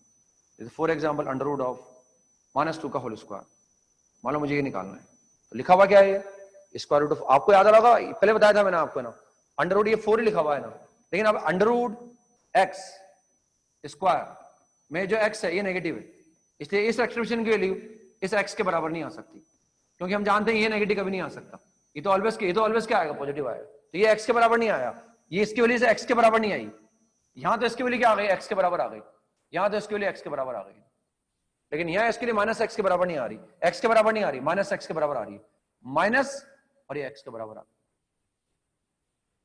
तो यहां देखें ना अपन, x यहां पर x कितना है, ये भी इस तरह से लिखा हुआ है, ये एक्सप्रेशन लिखा हुआ है ऐसे, x बराबर 2 है तो ये x के बराबर आ गया, यहाँ x बराबर क्या है, -2 है, तो ये x के बराबर नहीं आया, ये माइनस एक्स के बराबर आ गया ना। तो x पॉजिटिव होगा तो उसको x लिखेंगे, नेगेटिव होगा तो उसको माइनस एक्स लिख देंगे, क्योंकि ये वैल्यू नेगेटिव कभी नहीं आ सकती। और अगर x जीरो हो जाएगा तो चाहे प्लस एक्स लिख दो चाहे माइनस एक्स लिख दो। जैसे मान लो ये लिखा हुआ अंडर रूट ऑफ जीरो का स्क्वायर, ये ऐसे लिखा हुआ है। अब मान लो ये x है, ये तो जीरो है, तो चाहे इसको प्लस एक्स लिख दो और चाहे इसको माइनस एक्स लिख दो। प्लस जीरो भी जीरो ही होगा और माइनस जीरो भी जीरो होगा ना। तो अगर वो जीरो है तो फर्क नहीं है, चाहे उसको प्लस एक्स लिखे माइनस एक्स लिखे, कहीं भी लगा दो बराबर जीरो। मतलब अगर एक्स जीरो होगा, अगर एक्स जीरो के बराबर होगा तभी मैं इसको एक्स लिख सकता हूँ, अगर एक्स पॉजिटिव होगा तभी मैं इसको एक्स लिख सकता हूँ, और अगर एक्स नेगेटिव होगा तो मान इस जीरो की जगह यहाँ की जगह अपन यहाँ भी लगा सकते हैं, चाहे यहाँ भी लगा सकते हैं भाई। अगर एक्स जीरो के बराबर हो गया तब भी इसको अपन माइनस एक्स लिख सकते हैं। माइनस जीरो भी क्या आएगा, जीरो ही आएगा ना। मेरी बात समझ में आ गई शायद आपको ना। से मान लो मैं ये कैलकुलेट करना है ना, ये कैलकुलेट करना था ना हमें, ये देखो ये मैंने रब कर दिया उसको, मैंने ये लिखा हुआ था 1 माइनस साइन है, 1 माइनस साइन है और अपॉन कॉस ए का होल स्क्वायर, ऐसा लिखा हुआ था वो 1 माइनस साइन है और कॉस ए का होल स्क्वायर। अभी लिखा हुआ अंडर रूट एक्स स्क्वायर। अब पता नहीं है हमें ये पॉजिटिव है कि नेगेटिव है, हमें पता नहीं है ये पॉजिटिव है कि नेगेटिव। तो यहाँ तो पता था हमें अंडर रूट इसके अंदर ये एक्स नेगेटिव है तो इसको माइनस एक्स लिखा ना। अंडर रूट 2 स्क्वायर लिखा हुआ था तो एक्स पॉजिटिव था, उसको 2 लिख दिया ना। अब पता नहीं है कि पॉजिटिव, अगर ये पॉजिटिव होगा, अगर ये एक्स पॉजिटिव होगा, अगर ये पॉजिटिव होगा तो इसकी वैल्यू एक्स के बराबर ही आ जाएगी, 1 माइनस साइन है अपॉन कॉस ए के बराबर आ जाएगा। अगर हमें पता होता कि 1 माइनस साइन है अपॉन कॉस ए पॉजिटिव है तो इसको इसके बराबर। लेकिन अगर ये नेगेटिव होगा, अगर ये नेगेटिव होगा, अगर ये x नेगेटिव होगा तो इसके लिए x नहीं आएगी, फिर ये माइनस एक्स के बराबर। तो ये प्लस एक्स भी आ सकता है और माइनस एक्स भी आ सकता है। अगर ये पॉजिटिव होगा तो प्लस एक्स, और अगर ये नेगेटिव होगा तो ये माइनस एक्स भी आ सकता है। और प्लस माइनस साइन तो मैंने बाहर लगा दिया, और ये कितना आ गया, सेक ए माइनस का टेन आ जाएगा, सेक ए माइनस टेन आ जाएगा। ठीक है ना, ऐसे इसको निकाल सकते हैं सेक ए माइनस टेन, तो ये ऐसे निकाल सकते हैं ना। थर्ड पार्ट पर आ गए, फोर्थ पार्ट में मेरे हिसाब से जो है वो कोई दिक्कत नहीं आएगी, साइन को उसमें कन्वर्ट कर लो, आ जाता है आसानी से। फिफ्थ पार्ट में जो है ये तो अलग अलग सोल्व कर लो, एलएचएस को अलग कर लो, आरएचएस को अलग कर लो, है ना। तो एलएचएस क्या आ जाता है, टेन अल्फा, और आरएचएस भी क्या आ जाएगा, टेन अल्फा आ जाएगा ना। क्योंकि अगर मैं अलग अलग सोल्व करूंगा तो बड़ी आसानी से आ जाएगा, क्योंकि फिफ्थ पार्ट का जो एलएचएस है, फिफ्थ पार्ट का जो एलएचएस है उसको ध्यान से देखिए अगर अपन, तो वो लिखा हुआ है 1 upon sec alpha minus tan alpha. और हम जानते हैं भाई sec alpha minus tan alpha और sec alpha plus tan alpha एक दूसरे के रेसिप्रोकल होते हैं ना, होते हैं ना रेसिप्रोकल। तो उसको लिख सकता हूं मैं sec alpha plus tan alpha, इसको मैंने ऐसा लिख लिया। यही समझो कि मैंने sec alpha plus tan alpha से ऊपर नीचे मल्टीप्लाई कर दिया, तो नीचे क्या आ गया, sec square alpha minus tan square alpha. Fifth part की बात कर रहे हैं, C14 के फिफ्थ पार्ट की, और वो 1 अपॉन कॉस अल्फा था, वो क्या बन गया, सेक अल्फा बन गया ना, तो हट जाएगा ये। तो एलएचएस कितना आ गया, टेन अल्फा। ऐसे आरएचएस को दिखा दो, वो भी टेन अल्फा के बराबर आएगा। या अगर बराबर दिखाना हो, दोनों को पूरा ही सोल्व करना हो, तो थोड़ी सी मेहनत करनी पड़ेगी फिर अपने को। जैसा वो लिखा हुआ आरएचएस एग्जैक्टली वैसा लाना हो, कई बार नहीं ला पाते अपन ना, तो ऐसा अलग अलग सोल्व कर लेते हैं ना, वरना ऐसे भी ला सकते हैं उसको, साइन कोस में कन्वर्ट कर लो। एलएचएस को साइन कोस में कन्वर्ट कर लिया हमने, तो 1 अपॉन कितना आ गया, 1 माइनस, उनको साइन कोस में कन्वर्ट किया तो 1 minus sine alpha upon cos alpha आ गया है ना। और ये 1 अपॉन कॉस अल्फा था ही सही ना। और अगर एग्जैक्टली लाना है तो ला सकते हैं ना, इसको कॉस अल्फा को ऊपर ले जाएंगे हम, और ये आ जाएगा 1 माइनस साइन अल्फा, और ये लिखा हुआ ये माइनस 1 अपॉन कॉस अल्फा लिखा हुआ है, इसको ऐसा लिख लिया हमने। अब वो हम चाहिए 1 अपॉन कॉस अल्फा चाहिए पॉजिटिव का, क्योंकि आरएचएस में लिखा हुआ है 1 अपॉन कॉस अल्फा लिखा हुआ है ना। तो 1 अपॉन कॉस अल्फा लाने के लिए क्या करो, आप इसको मल्टीप्लाई कर लो, ये कॉस अल्फा को नीचे लाने के लिए, क्योंकि हमारे पास नीचे 1 माइनस साइन अल्फा है, उसको नीचे लाने के लिए हमें 1 माइनस साइन स्क्वायर अल्फा चाहिए, तो 1 प्लस साइन अल्फा से ऊपर नीचे मल्टीप्लाई कर दो, ये 1 प्लस साइन अल्फा से ऊपर नीचे मल्टीप्लाई कर दी, तो नीचे क्या हो जाएगा, 1 माइनस साइन स्क्वायर अल्फा, नीचे हो जाएगा कॉस स्क्वायर अल्फा, और ये माइनस का 1 अपॉन कॉस अल्फा लिखा हुआ है ना, ये ऐसा लिखा हुआ है। पता वो ऊपर जो कॉस अल्फा था, इस कॉस अल्फा से इस कॉस अल्फा को कैंसिल कर दो। अब एक बार लिख दो 1 के नीचे 1 अपॉन कॉस अल्फा, तो ये 1 अपॉन कॉस अल्फा आ गया। राइट हैंड साइड में चाहिए अपने को, फिर आएगा sign alpha upon cos alpha, ये टेन अल्फा आ जाएगा, और ये क्या लिखा हुआ है, सेक अल्फा लिखा हुआ है। फिर इसको 1 अपॉन कॉस अल्फा लिख लो, और यहाँ से माइनस साइन कॉमन ले लो, तो sec alpha minus tan alpha आ जाएगा। और इसको क्या करो, sec alpha plus tan alpha से ऊपर नीचे मल्टीप्लाई कर दो, sec alpha plus tan alpha से इसको ऊपर नीचे मल्टीप्लाई कर दो, ये ऊपर भी मल्टीप्लाई कर दो और नीचे भी मल्टीप्लाई कर दो, तो ऊपर तो कितना आ गया, 1 आ गया, ऊपर ये तो कितना आ जाएगा, 1 आ जाएगा, और वही आ जाएगा एग्जैक्टली आरएचएस आ जाएगा ना, इसे भी निकाल सकते हैं। फिर सिक्स पार्ट में कोई दिक्कत नहीं आएगी, सिक्स पार्ट हो जाएगा मेरे हिसाब से। इसके बाद आ गए अपन G4 पर, G4 हो गया होगा मेरे हिसाब से, कोई दिक्कत नहीं आई होगी ना, है ना, मेरे हिसाब से कोई दिक्कत नहीं है। बस G4 हो गया होगा, दो पिलर बना दिए, दोनों की हाइट सेम है, बीच में एक पॉइंट ले लिया, एंगल ऑफ एलिवेशन समझते हैं, एक 60 डिग्री है, एक 30 डिग्री है, तो एक को A मान लिया, एक को B मान लिया, और A और B को जोड़ दिया हमने, और वो 60 के बराबर दे रखा है, तो वहां से कैलकुलेट कर लिया। एक्स7 का पार्ट 2 A1 हो गया होगा मेरे हिसाब से ना, A1 में कोई दिक्कत नहीं आई होगी, वो 630 डिग्री लिखा हुआ है ना, तो उसको निकाल लो हमने, ये निकालना है sine of 630 degree, 630 degree minus theta, ऐसे लिखा हुआ है। अब ये 90 का कौन सा मल्टीपल है?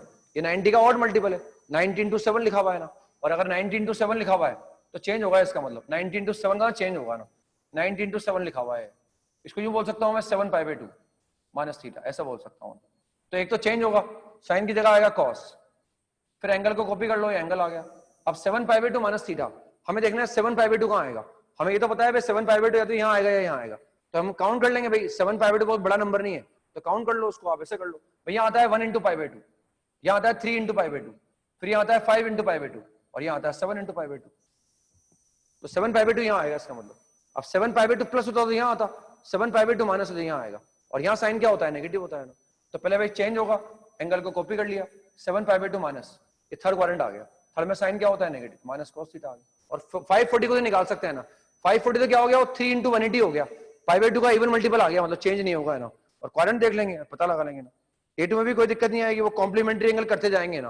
वो 1089 कितना हो जाएगा? कॉट 1 हो जाएगा, तो कॉट 1 tan 1 कट जाएंगे ना, फिर वो 1088 का मतलब कॉट 2 हो जाएगा, कॉट 2 और tan 2 वो कट जाएंगे ना, एक पीछे बचेगा tan 45, और tan 45 क्या आ जाएगा? 1 आ जाएगा। कॉम्प्लीमेंट्री एंगल कॉन्सेप्ट लगाते जाएंगे और कटते जाएंगे ना वो, क्योंकि वो 1089 कॉट 1 के बराबर आएगा, 1088 कॉट 2 के बराबर आएगा, है ना, 1087 कॉट 3 के बराबर आ जाएगा, तो उधर आएंगे कॉट, इधर आएंगे tan, वो कटते जाएंगे आपस में, और एक टर्म बीच में बचेगी 1045, ये 1045 बचेगा बीच में ना, और 1045 कितना हो जाएगा? 1 हो जाएगा, 1045 विल बी 1। A3 में निकाल सकते हैं इसे, A3 को भी अपन, ये बराबर दे रखे हैं हमें, एक तो एंगल 2 पाई बाई 3 है, तो एक तो cos 2 पाई बाई 3 निकालना है अपने को, और एक निकालना है cos ऑफ 4 पाई बाई 3, इन दोनों को निकालना है ना, दोनों बराबर आ जाते हैं बेसिकली है ना। अब ऐसे, हालांकि मैंने रेडियन का आज समझा है, लेकिन कोई दिक्कत नहीं है, इसको डिग्री में कन्वर्ट करके निकाले, 120 डिग्री आ गया, cos 120 निकालना आता है, ये 240 हो जाएगा ना, तो cos 120 भी माइनस हाफ आएगा, और ये भी कितना आ जाएगा? माइनस हाफ आ जाएगा ना। अब हमें दिया हुआ क्या है? हमें दिया हुआ है x equal to Y into cos 120, फिर दिया हुआ है z equal into cos of 4 pi by 3, ये -1/2 आ गया, ऐसे दिया हुआ है, यानी x equal to Y upon -2 equal to z upon -2, इसको ऐसे लिख लिया हमने ना, और इसको x अपॉन 1 कर लिया। अब रेशियो अगर बराबर हो तो उनको किसी k के बराबर एज्यूम कर लो ना, तो यहाँ से x आ जाएगा ना, x equal to k, y equal to -2k, और z equal to -2k। x की वैल्यू आ गई in terms of k, y की वैल्यू इन टर्म्स ऑफ क्या आ गई, और z की वैल्यू इन टर्म्स ऑफ क्या आ गई। अब ये जो x y z की वैल्यू है उसमें रख दो आप, x into Y, Y into Z, जो पूछा गया है ना आपसे, तो सब कट जाएंगे ना, और कट की वैल्यू आ जाएगी, x भी हमारे पास है, y भी हमारे पास है, z भी हमारे पास है, भाई ये बराबर दे रखे थे, ये cos 2 पाई बाई 3 था और ये cos 4 पाई बाई 3 था, ऐसे लिख दिया, इनको लिख के कैलकुलेट कर लिया, ठीक है ना, ऐसे इनको निकाल सकते हैं। एक और देखते हैं इसके बाद नेक्स्ट, A4 में कोई दिक्कत नहीं आई होगी, लॉग की प्रॉपर्टी लगा दी, उनका बेस सेम है तो उनके नंबर मल्टीप्लाई कर दिए हमने, और sin x cos x आपको दे रखा है, एंगल फर्स्ट क्वाड्रेंट में, तो cos x से sin x निकाल लिया, फिर tan x भी निकाल लिया, तो आ गया लॉग का बेस तो 10 आ गया, और उसका नंबर क्या आ गया? sin x into cos x into tan x, sin x भी निकाल लिया और tan x भी निकाल लिया, तो 1/10 आ गया, मतलब मल्टीप्लाई करने पर नंबर आ गया 1/10, और बेस 10 था ना। A5 में क्या 2 बार स्क्वायरिंग कर देंगे ना, पहले एक बार इंटरचेंज कर दो उसको, पहले एक बार तो ऐसा स्क्वायरिंग कर दो, tan alpha plus cot alpha equal to a दे रखा है अपने को, tan alpha plus cot alpha equal to a, ये दे रखा है ना, हमें चाहिए 10 की पावर 4, तो एक बार तो स्क्वायरिंग कर दो, एक बार स्क्वायरिंग करने पर क्या आएगा? tan स्क्वायर अल्फा, फिर आएगा cot स्क्वायर अल्फा, और ये कितना आ जाएगा? 2ab, और what is a into B? a into B 1 आ जाएगा, तो ये 2ab 2 आ जाएगा ना, और ये a स्क्वायर आ गया ना, दोनों तरफ स्क्वायरिंग कर दी, लेकिन हमें चाहिए 10 की पावर 4 और cot की पावर 4, तो पहले इस 2 को इंटरचेंज कर लो, पहले इस 2 को इंटरचेंज कर लो, अब वापस क्या करो? वापस फिर स्क्वायरिंग कर दो, तो 10 की पावर 4 cot की पावर 4 और प्लस 2 आ जाएगा, उधर स्क्वायरिंग कर देंगे और 2 को इंटरचेंज कर देंगे। इसके बाद मेरे हिसाब से था B3 हो गया होगा, B3 में कोई दिक्कत नहीं आई होगी, B3 नहीं B2 हो गया होगा ना, B3 में स्क्वायरिंग करके जोड़ दो दोनों को ना, B3 में दोनों में स्क्वायरिंग करके जोड़ दो आप, ताकि उससे क्या थीटा का टर्म्स हट जाएगा, क्योंकि a square plus b square की जो वैल्यू आ रही है ना, वो थीटा पे डिपेंड नहीं कर रही है ना, a cos थीटा प्लस ये लिखा है b sin theta equal to लिखा हुआ है 3, और यहां लिखा हुआ है a sin थीटा माइनस का b cos theta equal to लिखा हुआ है 4, और हमें चाहिए a square plus b square, तो a स्क्वायर b स्क्वायर मुझे क्रिएट करना पड़ेगा, या तो मैं a की वैल्यू निकालूं इन टर्म्स ऑफ थीटा और फिर b की वैल्यू निकालूं इन टर्म्स ऑफ थीटा, या तो इन दोनों को सोल्व कर लूं और पहले a और b निकालूं इन टर्म्स ऑफ थीटा, उसको रख दूं स्क्वायरिंग करके ऐड करूं, या इन दोनों की स्क्वायरिंग करके ऐड कर दो आप। जब इनकी स्क्वायरिंग करेंगे ना, तो इसमें 2ab का जो टर्म आएगा 2ab, और इसमें जो 2ab का टर्म आएगा वो तो कट जाएगा ना, क्योंकि यहाँ 2ab कितना आएगा? 2ab sin theta cos theta, और यहाँ 2ab कितना आएगा? माइनस का 2ab sin theta cos theta, तो स्क्वायरिंग करने पर ये ऐड करने पर ये कट जाएंगे। इसको मैंने इक्वेशन नंबर 1 मान लिया, इसको इक्वेशन नंबर 1 मान लिया, 2 मान लिया, तो 1 स्क्वायर प्लस 2 स्क्वायर करना है अपने को। और अब जैसे ये ए स्क्वायरिंग करेंगे तो यहाँ आएगा ए स्क्वायर कॉस स्क्वायर, यहाँ आएगा ए स्क्वायर साइन स्क्वायर, ऐड करने पर क्या आ जाएगा, ए स्क्वायर आ जाएगा, या बी स्क्वायर साइन स्क्वायर या बी स्क्वायर कॉस स्क्वायर आएगा, तो बी स्क्वायर आ जाएगा, ऐड करने पर आ जाएगा ना। ये ऐसा हिट एंड ट्रायल लगा लो, क्योंकि पता है भाई ये जो वैल्यू आ रही है ये थीटा पे डिपेंड नहीं कर रही है ना, तो यहाँ से ए निकाल लो। हमने रख दिया थीटा बराबर 0, थीटा बराबर 0। अगर मैं थीटा बराबर 0 रखूंगा, थीटा बराबर 0, उससे ए कितना आ गया, ए इक्वल टू आ गया 4, और थीटा बराबर 0 यहाँ रख दो तो उससे बी कितना आ गया, -4 आ गया ना। बी ए तो आ गया 3, हमने रख दिया थीटा बराबर 0, उससे ए निकाल लिया, ए कितना आ गया, A3 आ गया, थीटा को 0 लिखा, यहाँ से बी निकल गया, बी इक्वल टू -4 आ गया, स्क्वायरिंग करके जोड़ दो 25 आ गया ना, क्योंकि पता है भाई आंसर थीटा की टर्म्स में नहीं आएगा, या थीटा को एलिमिनेट करने के लिए। ये सब काम आएंगे हमारे जो भी ट्रिग्नोमेट्री में सीख रहे हैं, ट्रिग्नोमेट्री में सीखी गई एक एक बात कहीं ना कहीं काम आती रहेगी हमारे ना, ऐसे इनको निकाल सकते हैं ना। बाकी देखते हैं फिर नेक्स्ट नंबर देखते हैं करके ना, जो सवाल दे रखे हैं ना आगे जो दे रखे हैं, हमने कहाँ तक किया है, B3 तक कर लिया हमने ना। आगे होमवर्क लिख लो थोड़ा बहुत है ना, जो आगे करके लाना है आपको, थोड़ा बहुत होमवर्क लिख लो। सीक्वेंस का मैंने दे रखा है, बचे हुए 4 सवाल जो हैं उन 4 सवालों को और कर लेना। एक्सरसाइज 3 के पार्ट 2 के हमने शायद 20 तक दे रखे हैं आपको ना, तो 4 सवाल और बचे हैं उसमें, 21, 22, 23, 24, तो 4 तो वो कर लेना आप, और बाकी ये होमवर्क लिख लो आप ट्रिग्नोमेट्री का। एक्सरसाइज 1 में लिखो आप, एक्सरसाइज 1 का पार्ट 1, ट्रिग्नोमेट्री में एक्सरसाइज 1 पार्ट 1। सेक्शन ए हमने कर लिया ना, सेक्शन बी चल रहा है वैसे हमारे ना, तो बी में तो रहने दो अभी आप ना। इसमें जी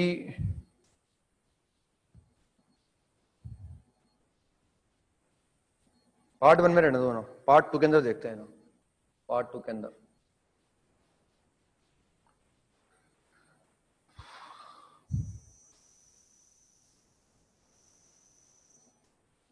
पार्ट 2 के अंदर में करना है G5, exercise 1 part 2 G5, exercise 2 का part 2, exercise 2 part 2, exercise 2 part 2 के अंदर क्वेश्चन नंबर 6 करना है, question number 6। Exercise 2 part 3, exercise 2 part 3, question number 3 and 4, third करना है, 4 करना है, 3 एंड 4, थर्ड करना है, 4 करना है ना, 3 एंड 4। बाकी मैंने एक्सरसाइज 3 में शायद दे रखे हैं 2 सवाल है ना, एक्सरसाइज 3 के पार्ट 2 में 2 सवाल दे रखे हैं ना, क्वेश्चन नंबर 4 और 5 ये करके लाने, और डीबीबी कर लेना नेक्स्ट एक आप, डीबीबी नंबर 16 थी ना हमारे, डीबीबी नंबर 17 कर लेना, डीबीबी नंबर 17 है ना, सॉल्यूशन वगैरह डालेंगे इनके ना, तो ये करके लाने हैं आपको सवाल।